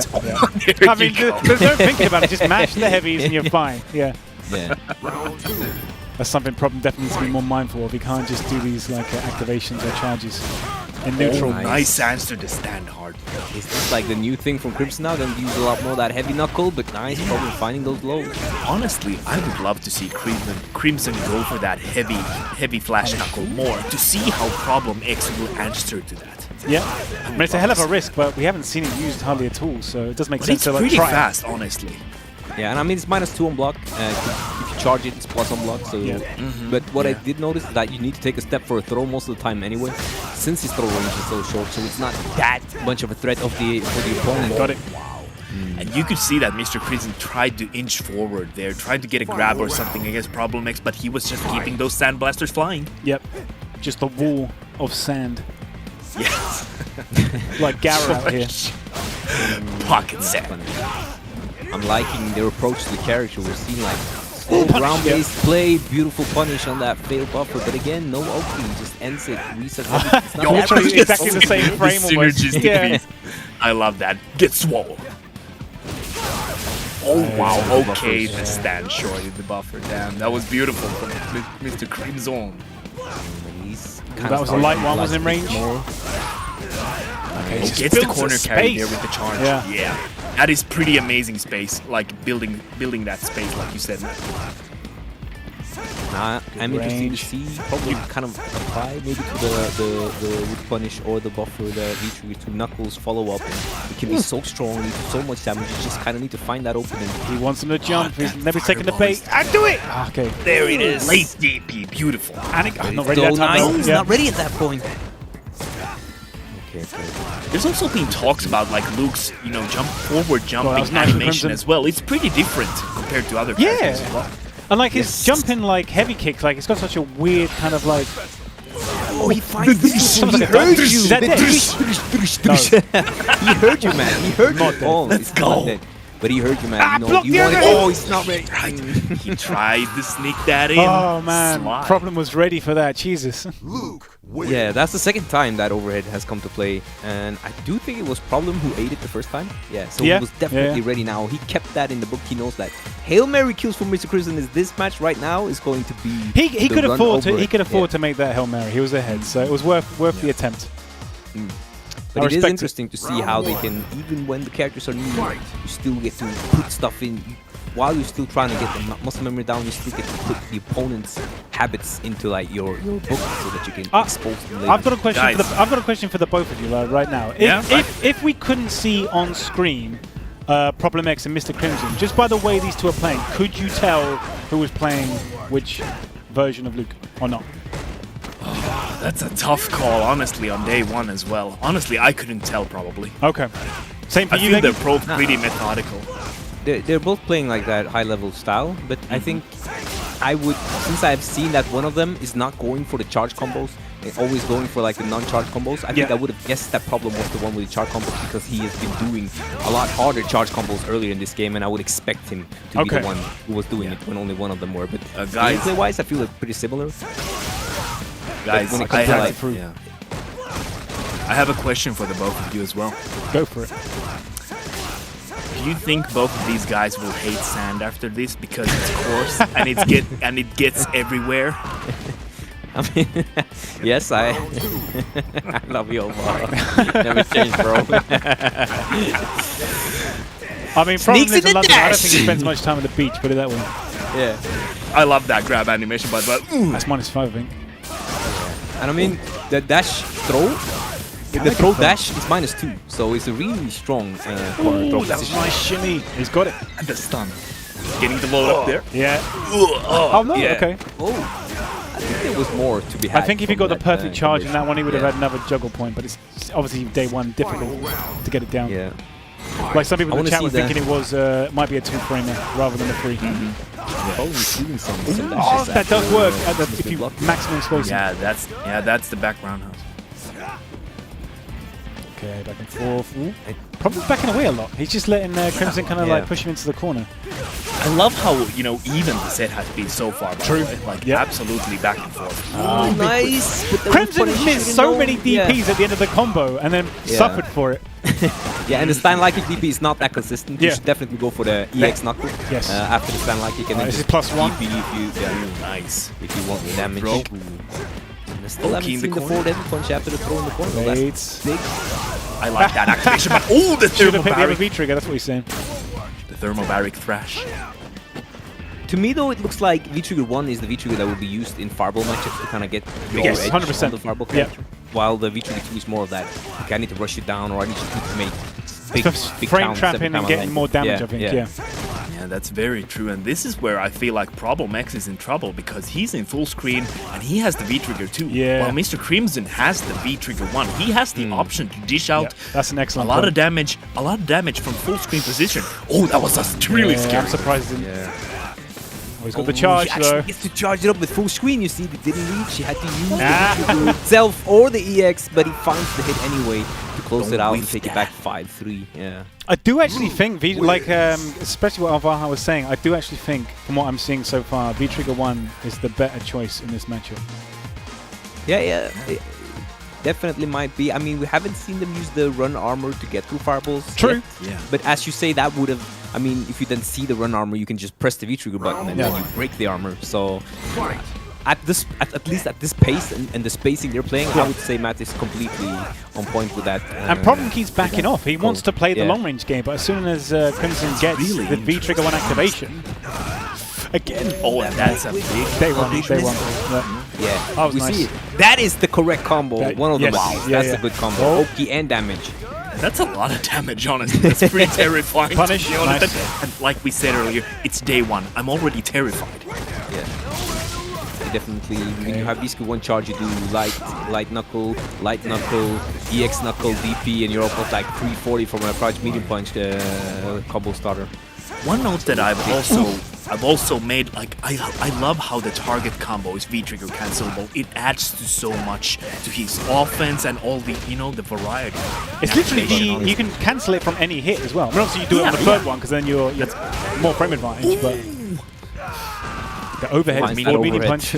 Like, you're still not used to his animations. You're definitely getting hit by the overhead the first couple of times. Unless you're expecting an overhead. Yeah, of course. I mean, Olvaha wanted me to use that overhead as an anti-air, but that did not pan out the way he wanted it to. So that's not a good thing. Nice. Finally, you saw the forward heavy punch. We haven't seen it almost at all, and he crushes on the first. That was such a... He knew it wasn't going to hit in time, so he went for the overhead for the mix-up. I respect it. But to my defense on the overhead as an anti-air, I see that it has the same effect as Alex standing hard punch. Oh my goodness, that's going to be a lot of damage. Oh, he had the CA, but I don't know if he would have... It might have done, actually, if he got all the hits. Yeah, I want to see a super here. Yeah, me too. From Problem X. Problem just needs any hit right now. I think that was a cross-cut, but it didn't come out. Yeah, he's willing to wait that out. Okay, nice. And if you don't apply your pressure, he'll just keep getting it. Yeah, now he needs to get in because, like, Mr. Crimson is wasting that V-Trigger. Oh, he's so just buffering away with that crouch medium kick. 100%. Be a bit worried, though. Crimson might just walk into block it. Oh, it needs out. Try him again. That is definitely the day one mix-up. Really aggressive, yeah. But if the Problem X catches onto this right now, he didn't know it was going to hit. Nice, but he finds the back throw even though he was trying to shimmy in him, and then he wakes up, busts out, let's go! He was baiting the DP or something there. Look, he is just backing off slowly. Nice blocks. Oh, his throw range finds doesn't it. seem that far. No, his throw range is ass. Like you can look like you're in their face, but you still whiff your throw. So that's a thing for his throw for range is offense, definitely like, less than ideal for sure. For sure. That's one of his kind of offensive drawbacks, I would say. Yeah, there's not that much of a range on that. But honestly, I feel like it balances out the fact that he has so much forward movement in a lot of his moves. True, so it would true. be pretty Yes. busted Yeah, if yeah. he would have any better grab range. Sandblaster. Of course, and it's getting Excellently everywhere. answered.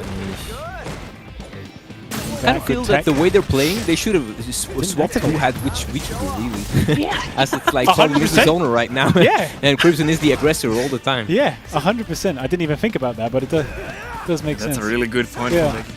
Yeah, you know how that jump in, he starts by doing a jump heavy kick even though he hasn't pressed anything yet? I saw earlier Problem actually thinking he had done a too early jump, trying to punish him landing and then getting hit by that jump heavy kick. That's happened quite a bit to quite a few players I've seen on Twitter today. Nice bait from Crimson. Takes a commanding lead. Commanding lead indeed. Yeah. 6-3, guys. Did you expect that? I don't think a lot of people in Twitter expected that. Most people were expecting Problem to win this, and I guess that is through the accolades of characters. Like we've seen Mr. Crimson's mostly with with Dalsim, right, and some Laura, and like a bit Rashid here, a bit G. But Problem you've seen countless of times with many characters, so people just assume that he would be the faster learner. One person who about, voted for Mr. Crimson to win was Hurricane in the competition. I noticed that when Hurricane thought this was Crimson's victory, so shouts to Do you Hurricane. remember what the score? I think it was like, I can't remember exactly, maybe like 10-6 or something.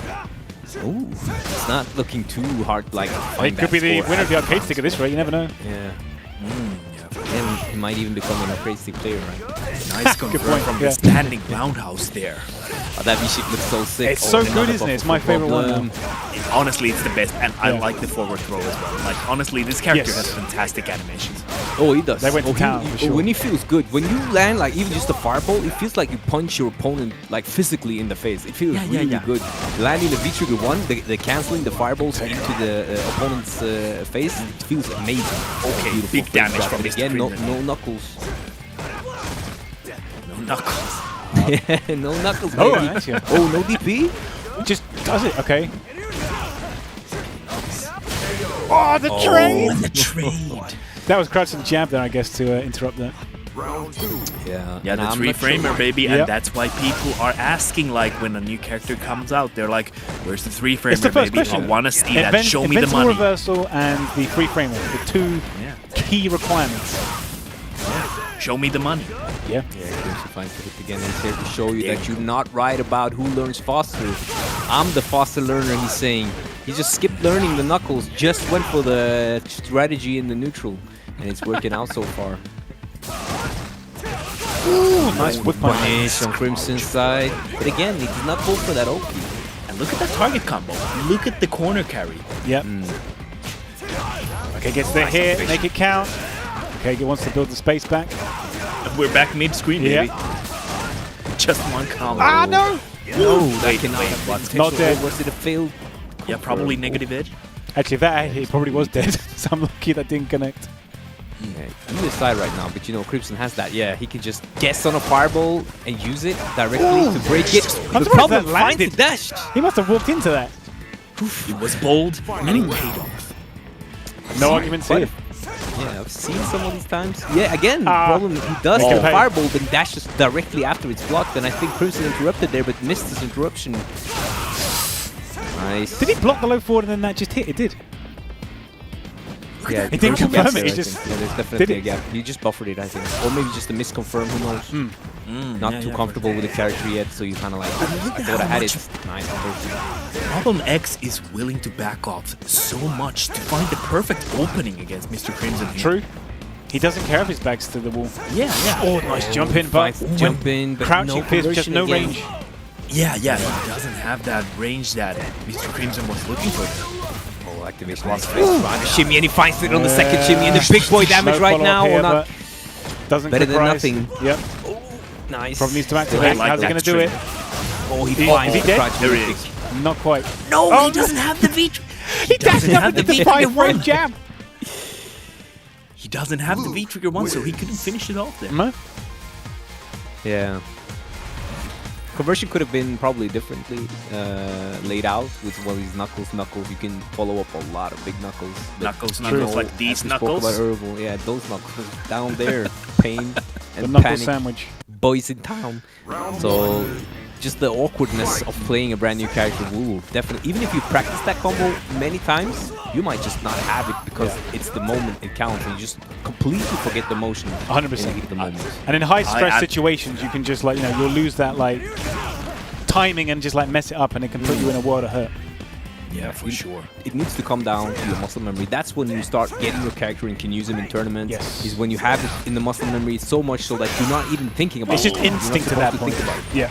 Look at that back fierce. It's only -2 and it crush counters. It's a terrifying button. Yes. But you can crouch it. Yeah. Because if that hit crouching as well, then it'll be broken. Oh yeah, he's getting so much control right now. He just uses it nice. That's just such an easy punish. Yeah. Maybe he wants him to do it just to like get rid of the V-trigger. I'm not sure. Probably not. It's a good point. It's not too much damage when you just get like one hit. Oh, he finds the dash in throw. Tries to walk up again. I haven't seen either of them. Off a jab, doesn't combo. Both of them still have the Spanish pump. There you go. Problem has to go for more jumps because he's not picked the V-trigger one. Yeah. I mean, I still want to see though, Matt. I want to see the run. His frame 3 armor, pretty good. I want to see. Yeah. Try maybe for a fireball. I guess it's a hell of a risk. Yeah. It's a hell of a risk. Yeah. But you can like but with perfect spacing from enough far away, you can make that actually plus, which is pretty crazy. But it might be a little bit too specific in this situation. I don't know. I know what you mean. Yeah. Yeah. I tried to make it get plus sometimes when I was in training mode. It did not seem something you could do, at least not in this kind of neutral range. Nice. Yeah, in this kind of a scramble. Exactly. Yeah. It's more like a that's for the better. No, it's gonna hurt again. Yeah, he finally gets it good. Nice. I like it, the back heavy kick. Goes for the throw. We need a stun range. Punish. It must be -5 or something. Oh, nice. Is he dead? Crouching forward and he's stunned. Lights out, baby. What? Oh, no. With a terrible punish. Charges up the V skill, but completely misses the range on those combo. That was jump it. He in. could have taken. Has a second life. Punish. He's dead now. Oh, not quite. Oh, no. Again. 3-point damage. Yeah. I don't know what the frame. I don't know what's punish bomb or isn't. These knuckles, the EX knuckle and stuff, those are the only knuckle that's not very negative on block. I think is the heavy punch knuckle. If you do like the light one, it's very punishable. The medium is punishable. Yeah, I think you have to have like the V skill 1 charge and then also like a V trigger 1 activate as well to get really plus. Yeah, but the heavy one. It's kind of, it's not slow, but it's slower, and it's very easy to see that it is the heavy one, and that one is -2 on block, unless you charge it fully and you get +2. Does every version of it have 3 or 4 levels of charge? So I'm not sure. I'm not sure about the levels. Because you get a charge with the V skill, and you can also get a charge with the V trigger 1 as well. So I don't know if there's like 3 levels of charge or 4. I don't know if anyone in the stream chat. Honestly, I only know that the held button version will trigger at different frames depending on what strength of button you're using. Yes. Yeah. Nice. He's not going for the knuckle combo. Just doing Make it in Okay, got it. I feel like Mr. Crimson is whipping a lot of these DPs. 100%. Yeah. I've seen more of them whip than land. Nice. But it's not stopping from winning. Goes low. Yeah, I mean, guys, I know it's day 1, but I know that's probably okay. Someone in the stream chat is saying there's 3 levels with yeah, I think it's 3 levels because when you do the V skill and then charge up the level, you get a really nice juggle, right? You have the V skill 1 and then you do 1 level charge up with your light knuckle, for instance, and then you get to do another light knuckle into like an EX knuckle and a heavy DP. So, but I see them not finishing their light combo, and I do think that's a finish for like jabs, crouch light punch DP. Yeah, the sand is getting everywhere, of course. Oh, he doesn't find the jab after the crouch light kick too far, too out of range. Once again. Probably definitely using the light version of the charge punch more than Crimson is. Yeah, like here. Like I see Problem using that way more than Crimson. Final round. Yeah, Crimson is kind of skipping the entire combo by going for the EX instead and then DP. But instead of going for the charge like here, he actually does it when I'm talking, so that's perfect timing. Perfect timing, Crimson. Okay, there you go. First time I see it. Yeah, this is the big drisk. I need you to do that with me, man. Yeah, it's too good. The feeling of that I almost said ultra. I got a flashback right there. Wow. So that was a big flashback. I going wonder back where that like came from. It's 2009 into 2014. Yeah, it's because you were here, Matt. It's because you were here. It's like our memories from the SF4 era are just too many. Matt's there and the ultras come out. That's just the way it is. I'm from the Ultra era too. Yeah. Yeah. Oh, yeah. Such an easy confirm. Such an easy confirm. Yeah. A lot of stuff is happening, guys. Great stuff from Mr. Crimson. And you know those rounds where he's losing? He's so good at forcing Problem to make these mistakes after he activates that fireball trigger where Problem feels so uncomfortable throwing fireballs. And it's been many rounds where he's kind of like stolen the way back. Yeah. Once that V-trigger is active, it just seems to be it makes the difference. Round 1. Yeah. Because he's kind of like... It's easy to confirm into it. Yeah. And it's... Guys, it's 8-4. It is. How are you feeling? I mean, I predicted 8-2, so I think I won the... I predicted in chat, which was the correct way, right, man? I predicted in chat and not even the correct scoreline. I think 8-2 is the closest right now, so Matt passed me that Yeah, I I predicted 7-3, so honestly, I'm pretty close to that. Yeah. Oh, nice. See, here we have that comeback factor. I wouldn't be surprised if we see Crimson closing it, getting closer, or at least like making this... Whoa! I don't think I put Croydon Street down as an eligible region for the competition. Yeah, but remember, you kick... Oh, nice whip punish with the hop kick. Let's go. Big damage. Yes. Yeah, heavy DP. There you go. Yeah, that's what we like to see, Problem X. Come on. Yeah. Using those knuckles the way you're supposed to. Yes. The good feels come from the charge knuckles. When you land those charge knuckle combos, that's how it feels good. Nice whip punish into the EX. When we've actually seen the combos, like the actual like full, like longer combos, I think Problem's been getting more damage. He's done. Yeah. He's done with this one charge. He's done at least 2 times. He's done like the 3 knuckle combos into the DP. So he's done it a couple of times. Crimson has been opting for the other way, but I think they've focused on different areas. Crimson is really good at converting. Nice, another great conversion. Oh wow! I think that was a whip punish on the Sandblast. The Sandblast. Yeah, I mean that's. He saw that whip and just pressed. That was beautiful stuff. Crimson, he finds the counter hit as well. That's a pretty strong tool. Yeah. He went nice! low. Went under the standing roundhouse. He really had problems timing there. I mean, that was such a destruction round. Like the end of that round was so dominant. He had the timing. He got steamrolled as soon as he went to the back to the corner. That was it. That's all she wrote. And it started with again. It started with that full screen whip punish on the whiffed projectile from Problem. I think Luke's jumping heavy kick hits so early. It does make it difficult to anti it because that hits quite low down. Yeah, and the jump arc is honestly, it looks pretty promising. Jump looks weird. Yeah, I mean, like, honestly, when I first saw the forward jump towards the corner, like, I thought it was neutral jump. Like, honestly, it confused I know what you mean. the hell out. Yeah, it confused the hell out of me. Yeah. Nice Problem. Oh, interrupts it, but he was airborne. Long. This is beautiful. I like watching this character. He's chill to watch. Nice whip punish. Yeah, the animations are beautiful. Yeah, and no, getting out for free. Nice. Building up the chip here. Plus frames, plus 4, plus He's going to need a decent hit here. No, cross cut, but puts it back in the corner. Still good. 3 back-to-back throws. Look at these grabs. One more will kill. Ah, the open was in. He would have hit as well. Ah, that was nice. One more hit. Still not over. Ah, it worked this time. It worked. I respect it so much.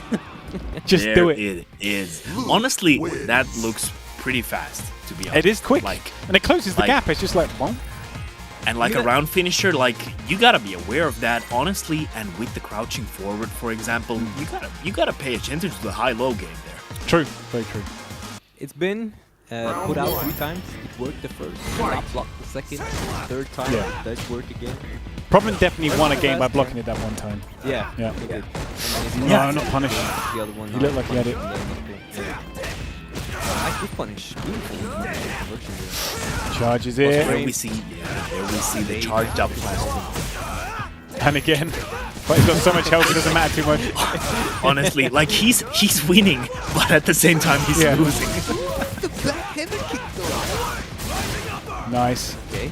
I love that voice line, by the way. Rising up. Is this Adam's brother really could be like Rising up.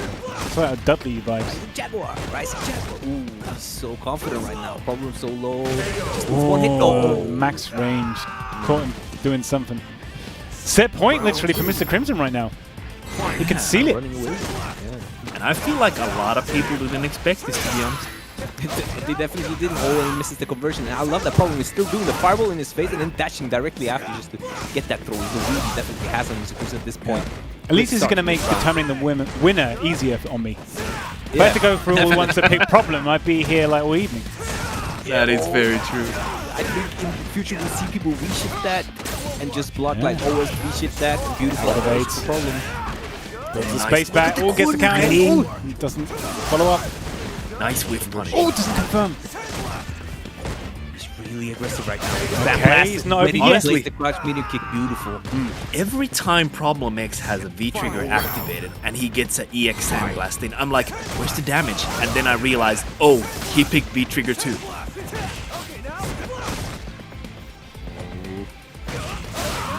Okay, nice double dash, takes the throw. Just DP, why not? Just and do he it. lands in. Back in! And he's in the corner! Oh my god, that's like the worst case scenario. Guys, that DP whiffing is like a 50-50 for Mr. Crimson.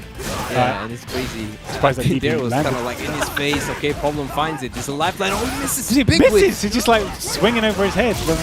Windiest haymaker. Super. He has the super. And he's gonna go. Doesn't get legit Oki after this though. He gets like a meaty after something, but he does not get the throw for real. Goes low. That was beautiful. He knew, guys. He knew Problem X was on the verge of elimination. Really stressed out. Mr. Crimson in and out. That style, perfect execution. Perfect execution. And Mr. Crimson with the title of this week's Luke King, the King of Luke. King of Luke? Damn. Yeah. The Return of the Jedi. I definitely liked his game plan more. Picking the V-Trigger one definitely paid dividends. He was just confirming into that so often. It made a difference.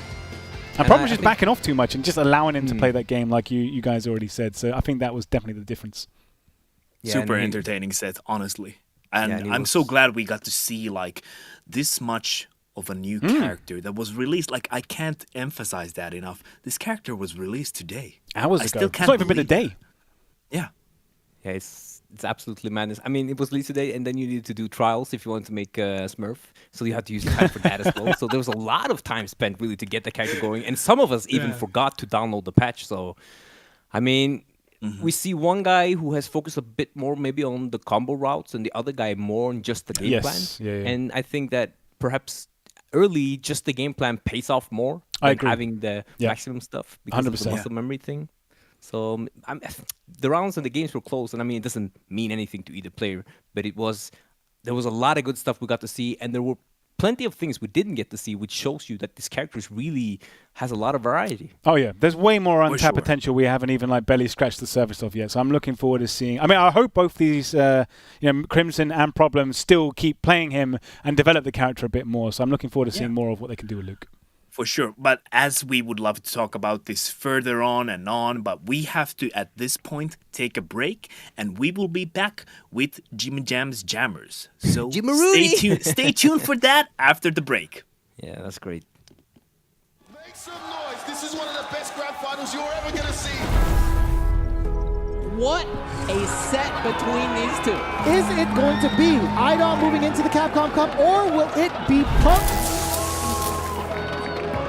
It could be a fairy tale story this weekend. It's going to be the very final game. Is that going to do it? Does he find it? He does. Oh, Kusanagi qualifies for Capcom Cup. I done it. Oh my goodness, Logan. We got fucking Capcom Cup. Unbelievable. Super, and there it is, NL! That's more than enough, and Nephew is your qualifier. That's gonna be it. Angry Bird solidifies his spot in Capcom Cup. Do you believe in fate? Turn out, there it goes just like this, and Mago is your first qualifier.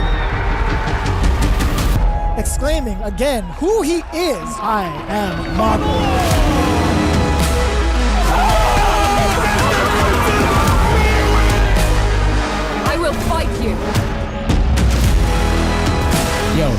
randomization. And he's done it again.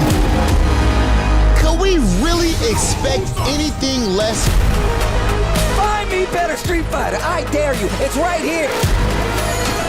You don't even have to go anywhere. I bought it to you. Dream matchup for Street Fighter 5, man.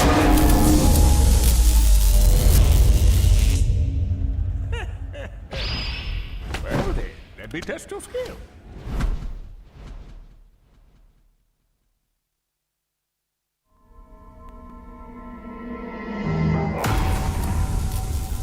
Bro, I don't even care about being the best in America. I'm the best in the world. We are here for the final event to see who wins Street Fighter League. We are excited to come back and play. It's gonna be the biggest showdown.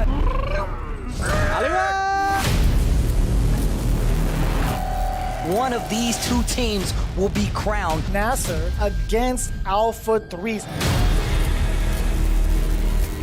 If you stand in my way, I will kill you. He's not ready for this, though. Not ready for it. You not ready for that? This is only the beginning. We're going to week 1. The stakes are significantly higher. Oh my God!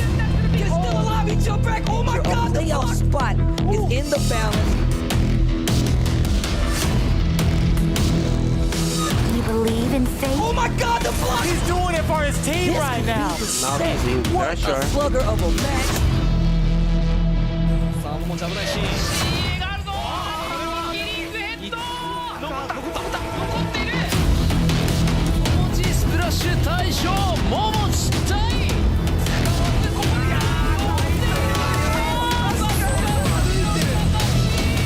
I'll end you quickly. I'll show you. Street Fighter League World Champion! I dare you to find better Street Fighter. I dare you. Steve, Oh, what's happening? It's so good.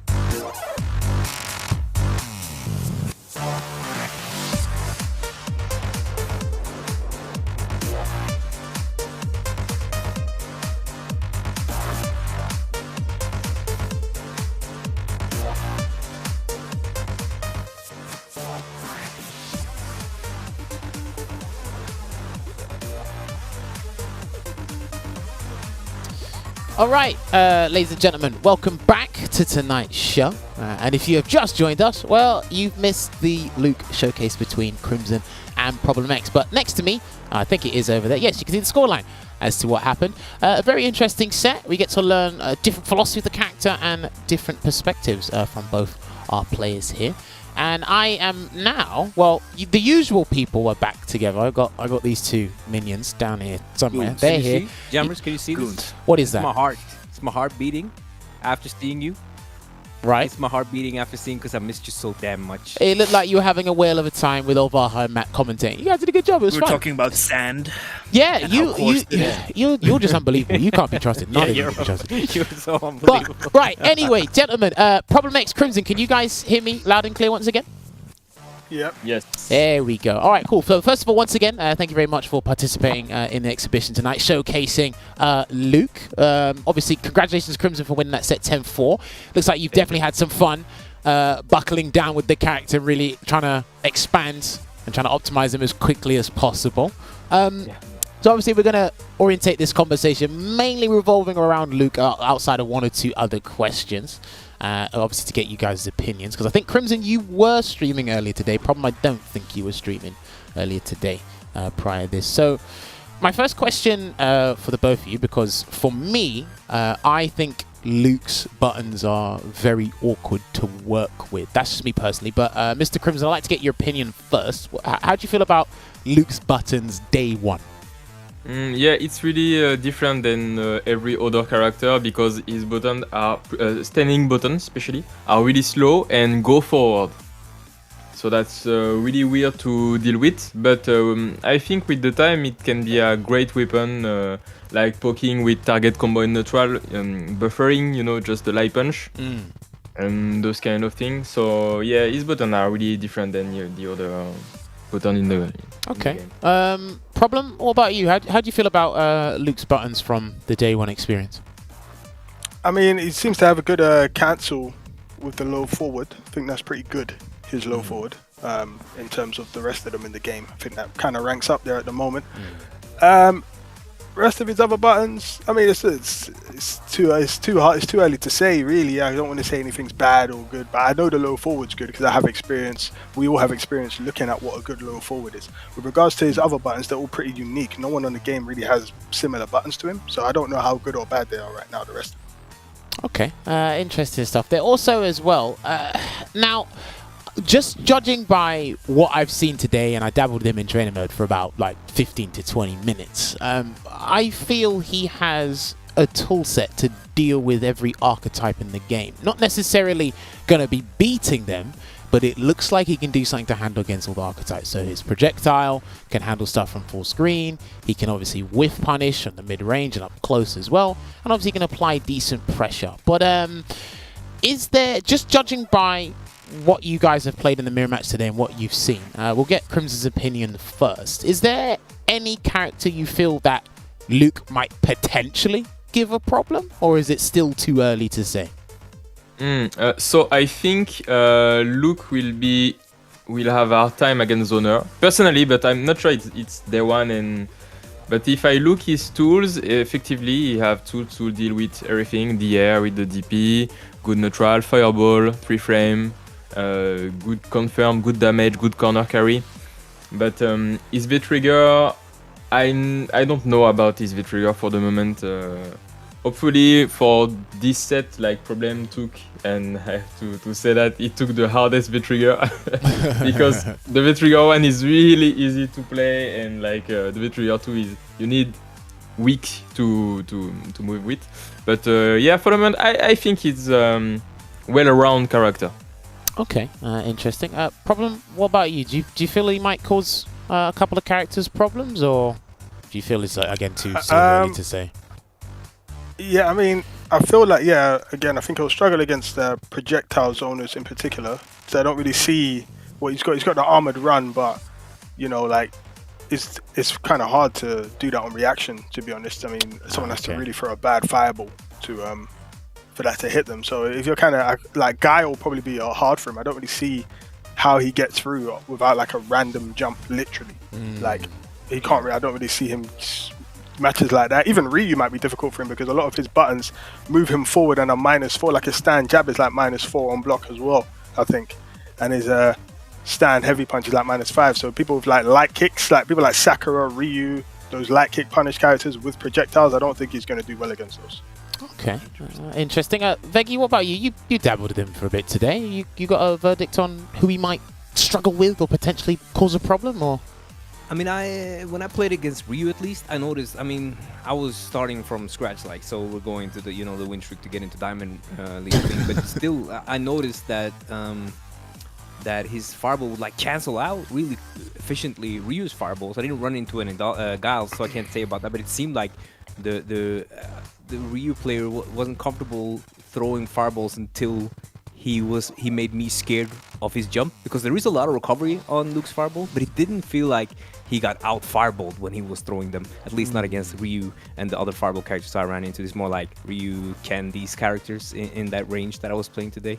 So, but as far as it comes to what characters he'll be really good at against, I think he'll be really good against characters like Abigail, Zangief, because of both the fireball and button zoning.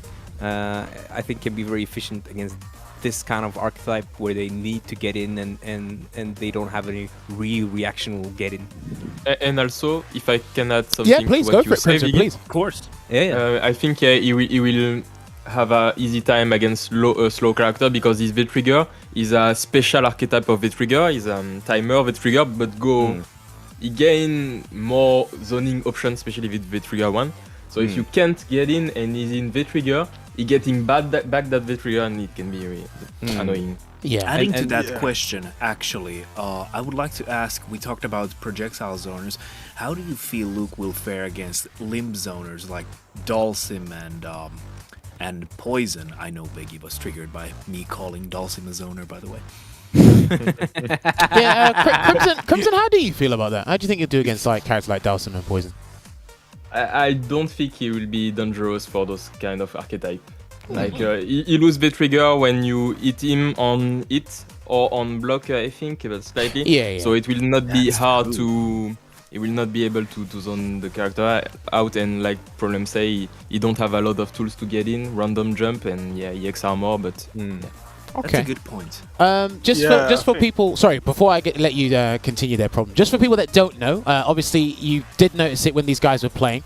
Luke's V-triggers do not drain or deplete the typical way. If you want to deplete the V-trigger, he's got to use his moves, or you got to hit him or apply block pressure.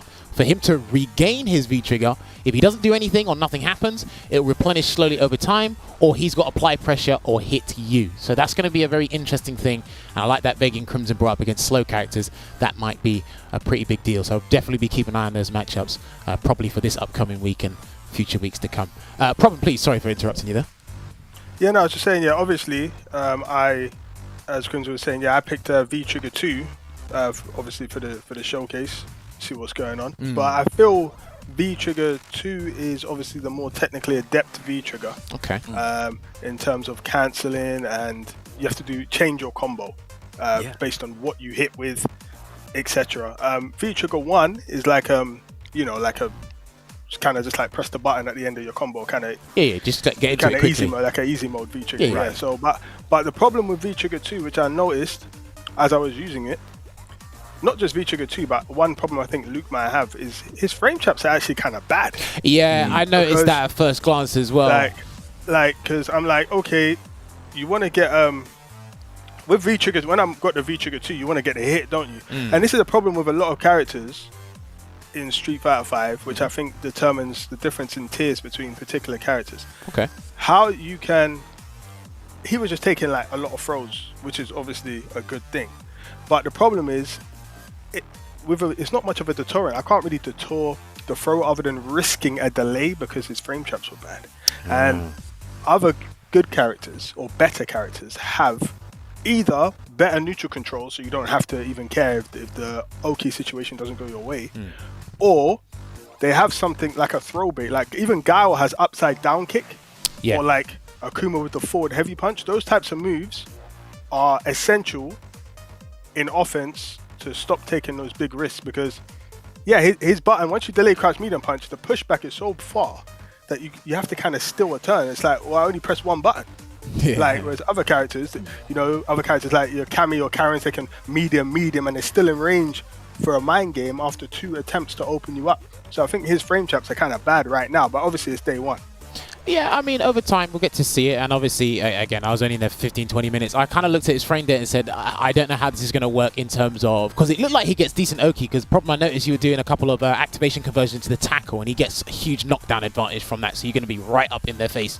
But I'm like, how does he stay in without throwing him and then going back to neutral and then trying to walk back in? Yes, this was a mirror match, so it's only against Luke. But then if you put him against other characters, you're going to be doing your opponent a huge favor there.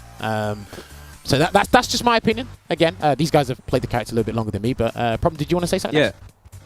No, I was just saying that really, like, and then when you go back to neutral, because he hasn't really got, because I was getting zoned out by the character's own fireballs, and I'm like, hold on, how do I even get through? Like, what's he even got? Like, how does he even get through? Like, he can literally just, like, you're literally, all I was doing is hoping to get a jump, might get DP, like, if he don't DP, then it was just a lucky jump, but then, after you get the jump in, it's not even that scary because it's like, okay, you block 1 medium punch and now I'm out of range. So, like, that is a problem that I've noticed with regards to someone like if you take like Ken, for example, which is another character where most people will take the throw. The difference is, 1, he has more opportunities to get it going because he gets Oki off the DP, and 2, he can open you up a bit better because he has like the target combo delay and just a better shimmy things, better throw as well. But even better throw it in the corner. Even then, because obviously I know some of the problems you notice, I don't know if V-Skill 2 will rectify them in the long run, because obviously it's built to kind of counter throws and deal with certain situations like that, at least from what we've seen anyway. But I don't know if you've dabbled with V-Skill 2 at all today. No, but I mean, I'm saying the defender takes the throw. Yeah. So once the defender takes the throw and you're back to the neutral, Luke hasn't really got one of those moves to bring it back in. To really get in. And what I'm noticing as well, he's got the low forward, but the difference is like if you take Karen's low forward, the damage I'm getting is completely different. And then even once she hits it, she has about 3 block string guesses, so she has better pressure and more damage off the low forward. So I'm just looking at things like that. If you're looking at it for tournament, right now, I'm not too sure because not being able to open someone up consistent. Like if your frame traps are kind of bad and you got to take big risks for smallish kind of damage, I don't know. I don't know yet. I don't know.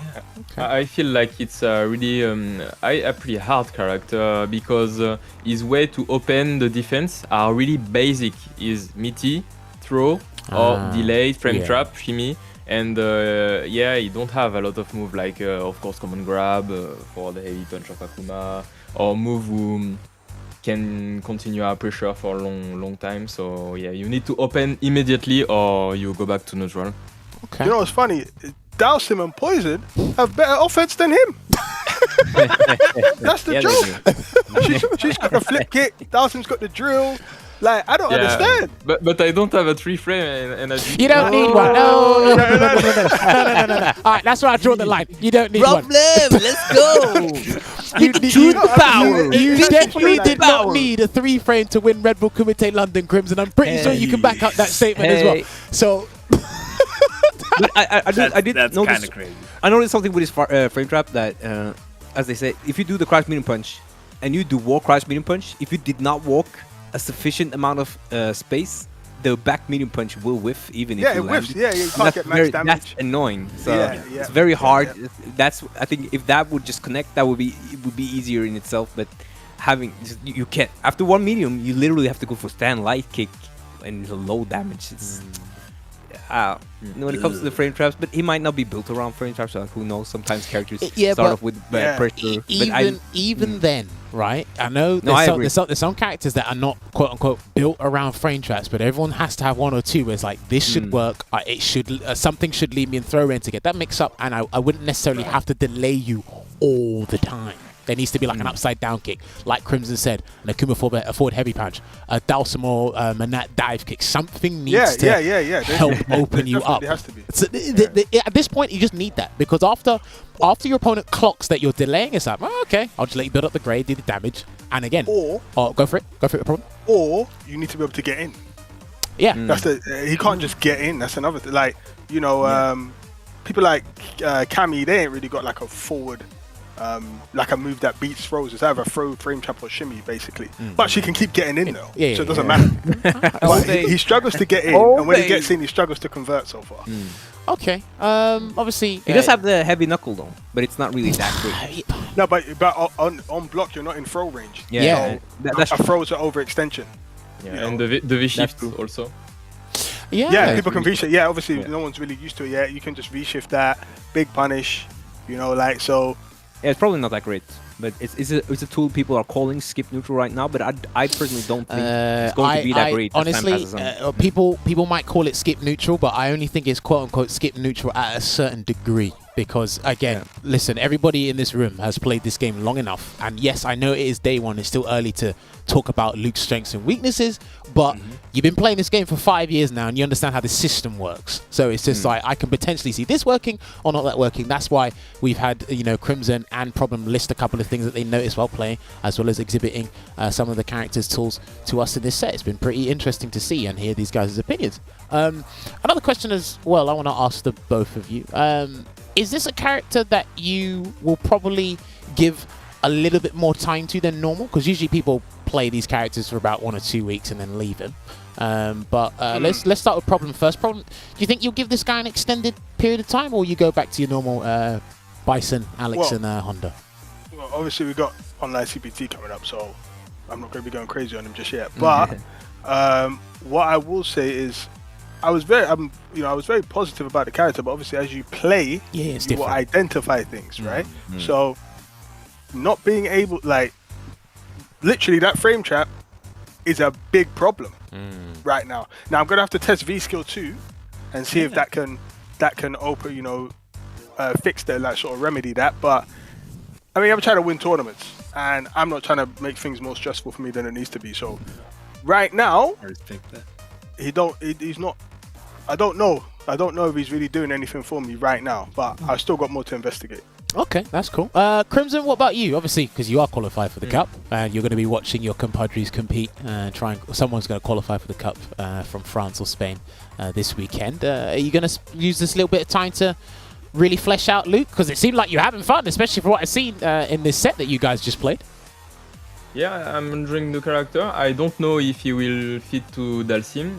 When I see him, like, I think his Fireball can be a good strength for the matchup that annoy me, like a Balrog, Rashid. I don't know if he can V-skill the Fireball on reaction, because it's really fast. Usually in Street Fighter 5, I think slow Fireball are better than fast Fireball. Yeah. For most of the Fireball. But this one can be an exception. So maybe if I investigate and I see that he can fit on something, but yeah, I need to see. Okay, interesting. Gents, Veggey, Olvaha, have you guys got any other questions for Problem and Crimson? Yeah, actually, I wanted to ask Problem X, why did you go for the V-Trigger 2? Was it just for fun experimentation? Oh, well, it's a showcase, so I thought it'd be pretty boring if we're just using the same thing. You know, it's a showcase. You want to try and I literally hadn't played V-Skill 2, otherwise I would have picked that as well. But it's a showcase, so I'm like, you know, that's what it is. Show the character, isn't it? It's not. Unfortunately, I know some people were betting ahead of time, thinking it was a serious set. Mate, so I apologize for people who didn't know. They all got clickbaited. They all got clickbaited. It's all on them. It's on them. It's on them. I mean, it took me a week to realize as well. Sorry for interrupting. Yeah, for people who didn't read it, because it was there. Yeah, people who didn't read it, I apologize.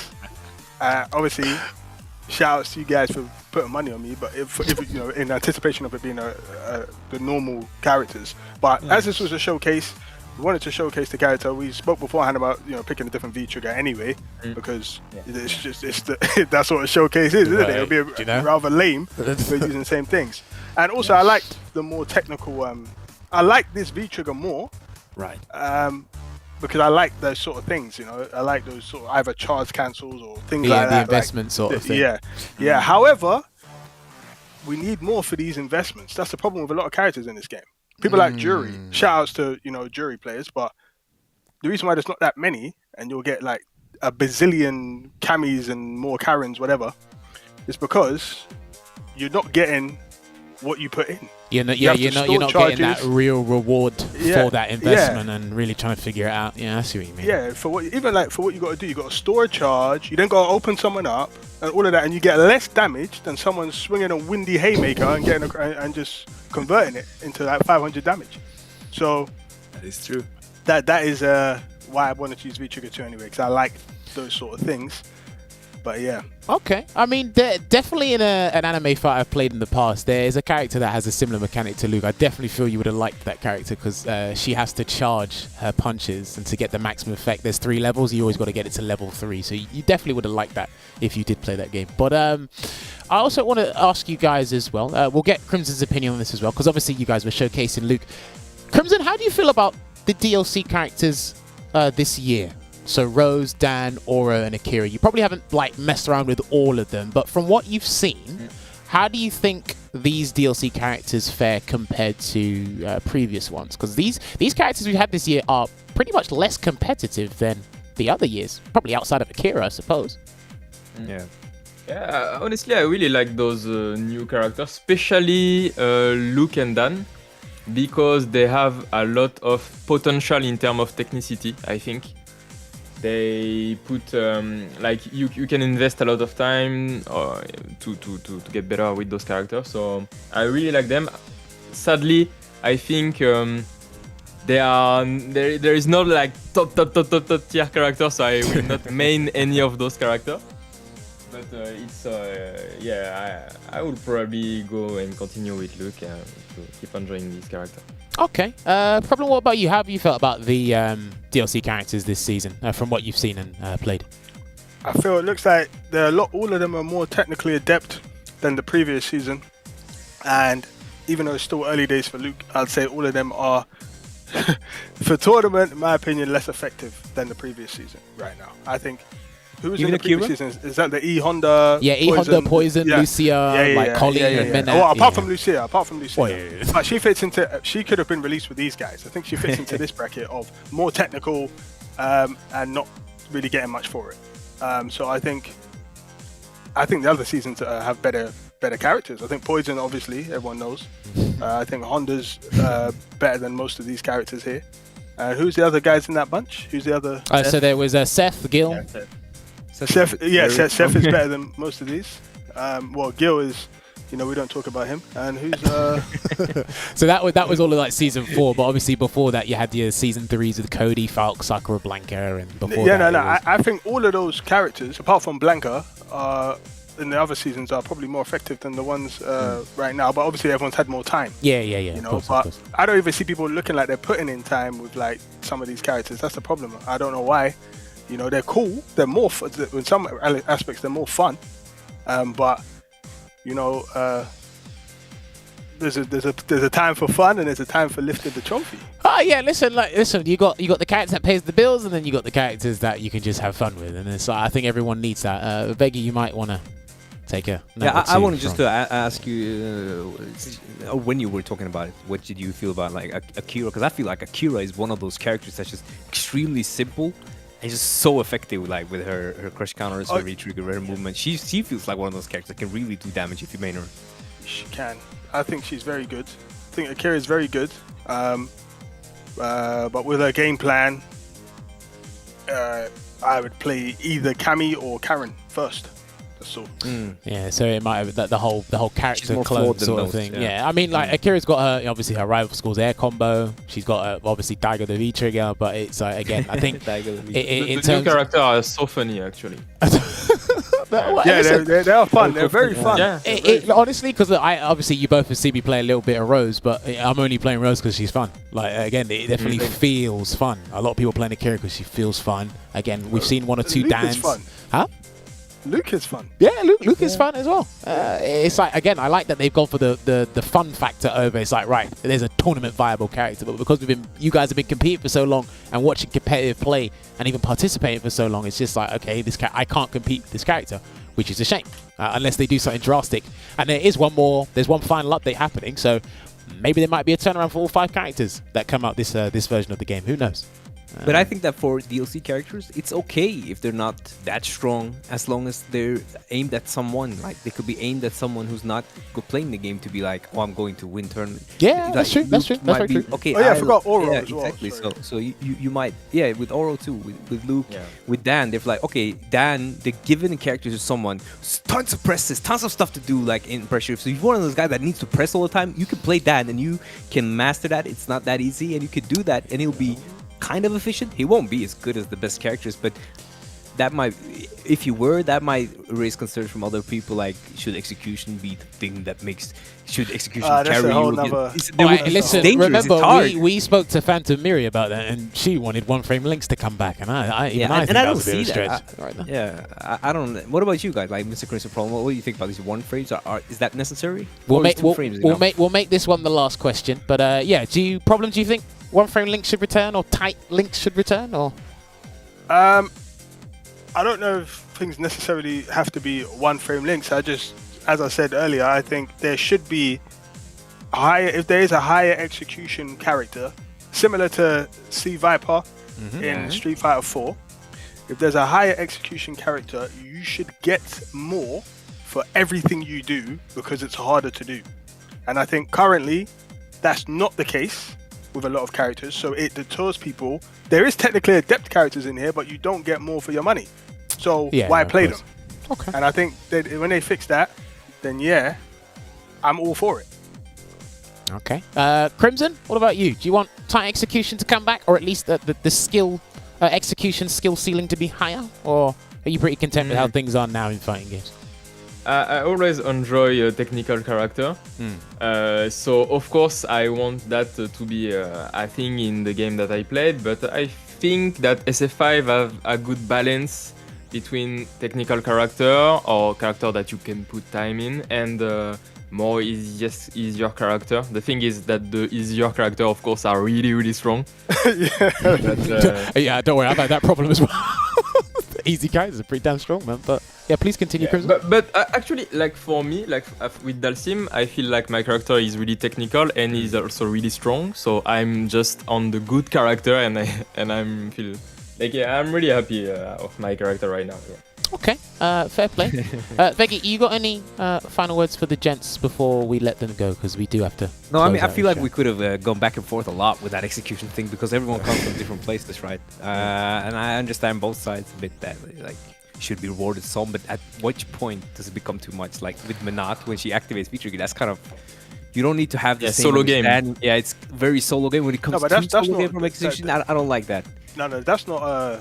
That V trigger is something else. That's not like that's not the raw execution. Like like on Street Fighter 4, when you saw people like Smug Dudley hitting them links with the Dudley, you knew that was hard. You get max damage. Yeah, you knew that was hard. It's hype. It's hype. You like to see that stuff. It's hype. You can see this guy's put time into this, and this guy needs to put time into that, and that's part of it. That's part of it. For me. And that's the thing you could add to almost any character. You could have like the simple combos that do, let's say, 20% or 15 to 20% depending on the situation, and then you could do a bit tighter stuff and get 25, 30. But you can all play the same characters, but you could just take your meaning a character would mean more in that sense, because then you would have to take that character further. As long as we don't get, I just don't want to get to the point that where if you have 6 execution and you pick a character with a V trigger like Menat, you can actually deny learning to become better at all the other aspects. That's execution's hard though. It's difficult. It's hard. Execution. All right, listen. I know you like execution. I like it too, but not everyone does. And again, some people want simple, short, sweet combos that do 60% for no reason. But gentlemen, we could actually talk about this till the end of time, but we have actually run out of time to talk to you guys because we do have a show to close, and one of our co-hosts has gone missing. He's disappeared. Don't know where he's gone. He's just. Listen, I never liked him anyway. But like. Whoa! I'm really joking. But, right, Problem, have you got any final words to say to the viewers in the stream before we let you go? Yeah, obviously, shouts to all you guys. Make sure you follow my Twitch, The Real Problem X. Join the X squad. Shouts to all the supporters, all the real ones, you know what I'm saying? And all the others, see you on the other side. That's brilliant. Crimson, have you got any final words to say to the viewers as well as your fans out there? Yeah, so thank you everyone for the support, my family, friend, everyone. If you want, you can follow my Twitch. I'm sending a message on the chat right now. And see you for the CPT friends. I will probably stream it, so see you there. Cool, fantastic. All right, so gentlemen, and thank you very much once again. And viewers at home, you can see their social media outlets and their Twitches on the screen right now. If you're not following these guys, well, like, do yourself a favor, go and follow them. They actually might be able to help you become a better player and give you more thoughts on Luke regarding how he's feeling and how they're going to develop the character over time.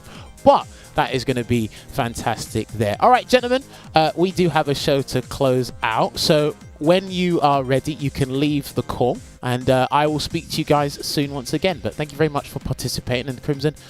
Well done for winning the set in the Luke Mirror. GG's problem. See you. GG's. All right. So we don't have Olvaha with us. I don't know where he's disappeared to, but we're going to find that out shortly. Fantastic. So this beautiful it's your boy baby Veggey is, and Jammerz. well, like good old times, hey? Anyway, this beautiful bad boy has been the prize for today's competition. We had a lot of people bet on Problem X, and not many people betted on Mr. Crimson, but it was Mr. Crimson that won the set, and he did win it 10-4. So I'm going to be unprofessional and get my phone, because I did get sent a message during that, and I had people barking in my ear talking about this stick, so I had to talk to about 6 different people at one time. Sometimes I don't get enough credit for doing that, but you don't hear the people in here. So apparently the winner is somebody called Salty Savage. Salty That's Savage. my man. I believe That's one of my viewers. I What's believe up, it's bro? called Oh.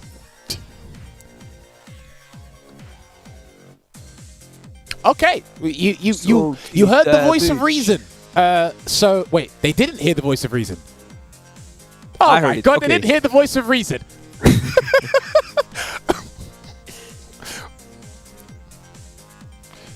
Is he talking or not?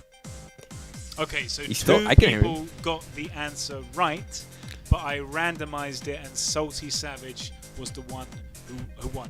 So it was randomized, but 2 people got the answer right. Cool. And sometimes this is how the cookie crumbles. When 2 people have the same answer, we have to do heads or tails, or you get put in the random generator and it picks it for you. But Salty Savage, congratulations for winning this stick. If it somehow manages to fall off the table and into my bag, I had nothing to do with it. So therefore, it will be getting to you within a limited time. The TheStreetWriter will give you the details and ask you for details on how to send you your prize. However, yeah, look at the screenshot. this is a pretty damn good stick. So hopefully you take care of this, and it gives you more incentive to play fighting games. I mean, if you're not already playing them already, but this is fantastic stuff. So that about concludes it there. That was a pretty interesting show. We had the showcase. You guys had a commentary with Matt, and then obviously, of course, we had another competition. But did you enjoy the day, Veggey? I mean, I'm just reading Salty Savage popping up in the chat. I think that's pretty hilarious. At the other person, hold that. That was great. No, I had a wonderful time today, Jammerz. But you want to know why? Because I got to expose Matt for not checking his messages. He thought I hadn't invited him to the barbecue. I invited him plenty times. No read, just left on, not even read, left on unread. So remember, I'm a good person. Matt, I don't know. He might be. He hasn't shown me lately that he is. I mean, what if I was his grandmother and he didn't reply to me? Here's the thing. I can imagine his grandmother is not getting these replies. I'll tell you one thing about Matt. He doesn't look at his phone too often. So he tried to catch you out, but he didn't. So I like that you're ready and said, well, you never look at your phone. I invite you all the time. You never look at your phone. But, boy, you know what? It has been a fantastic showcase. Once again, Luke is available right now. If you haven't purchased him, he is out. If you have fight money, I think you can spend fight money to get him. If you haven't bought the premium pass for Season 5, you can do so as well. Get in on some Luke. Go on some YouTube. Go on CFN and watch some people playing the character, because he is the character for you. He's a pretty interesting one to pick up. I still need to dabble with him and learning, because I need to commentate this character at some point in the future anyway. So it's always good to acquire that new knowledge. And do not forget, ladies and gentlemen, in a couple of weeks' time, we have another WSO Open happening here in the UK. London Red Bull Gaming Sphere is going to be happening on Friday, the 17th of December, not a Saturday, because on this weekend, we do have the UK CBT, the second and final one that you will be seeing Problem X in, aiming to qualify for the Cup. The tickets are on sale now. You can see the link at the bottom of your screen. Matcherino.com/winner stays on. I'm pretty sure if you do follow Logan Summer, WSO Logan, on Twitter, he's been tweeting about this. The Winner Stays On account has been tweeting about this. And if you find yourselves in London around this time of year, come on down and play some Street Fighter. And the link is there, of course. And do not forget, it was you just missed the Thanksgiving. rhyme. I'm sorry, Jammerz. You just missed around. You said, if you find yourself that time of year, come down to play some Street Fighter at the Red Bull Shafir. Beautiful. That was your rhyme. That was your rhyme, Jammerz. You missed it. Sorry, continue. That was your rhyme and you missed it. Croydon boys in the house representing that rhyme, you know. Baby. Let's go. Sorry, continue. Oh, I'm sorry. Veggey, did you want to finish up the stream? Go for it. No, continue. I just wanted to help you with your rhyme. You want to finish up the stream? Go for it. Oh, yeah. And the Street Fighter League, you can catch that every Thursday at 4 p.m. PDT on Capcom Fighters, both on Twitch, Facebook, and YouTube. So get that goodness. You know your boys in that league. Your boys in that league, and your boys French boy is in that league. So there's a lot of boys there in that league. Excited to watch. You should definitely tune in. It's extremely fun and hype and all the good stuff. There are many episodes to come before that season concludes, you know. So roll the next slide. Let's go. No more slides. I don't know, Jammerz. We had a good day, didn't we? A lot of unexpected upsets today. We had good stuff going on. Olvaha's internet suddenly died. You know how they say Finnish internet connection is not made for the winter. It's stronger in the summer. And I am your favorite Croydon Brit, which I was afraid that I wouldn't get to say today because I was thrown off by Matt, who just came and just said, Veggey, you're off. It's my time to shine. But right now, I got the stage to myself. And remember, we didn't get to see Dalsim today, but you know what you would have seen if you did end up seeing him. I am your boy Veggey, your favorite Brit from Croydon Street. Don't forget, Matt Choppa in chat. Yeah, let's go. Jammerz, got any final words? No final words from Jammerz. I guess we're just closing out like that. Just Veggey on the... Maybe he just fell out as well. It's just me alone on the internet. Goodbye, guys. Thank you so much for tuning in. I'll see you next week. We'll have a 6th set next week and the set after, and the week after, and probably after that. Thank you so much. And OSS, I saw you in chat. Good stuff. Congrats on that win. Catch you guys next week. Mwah.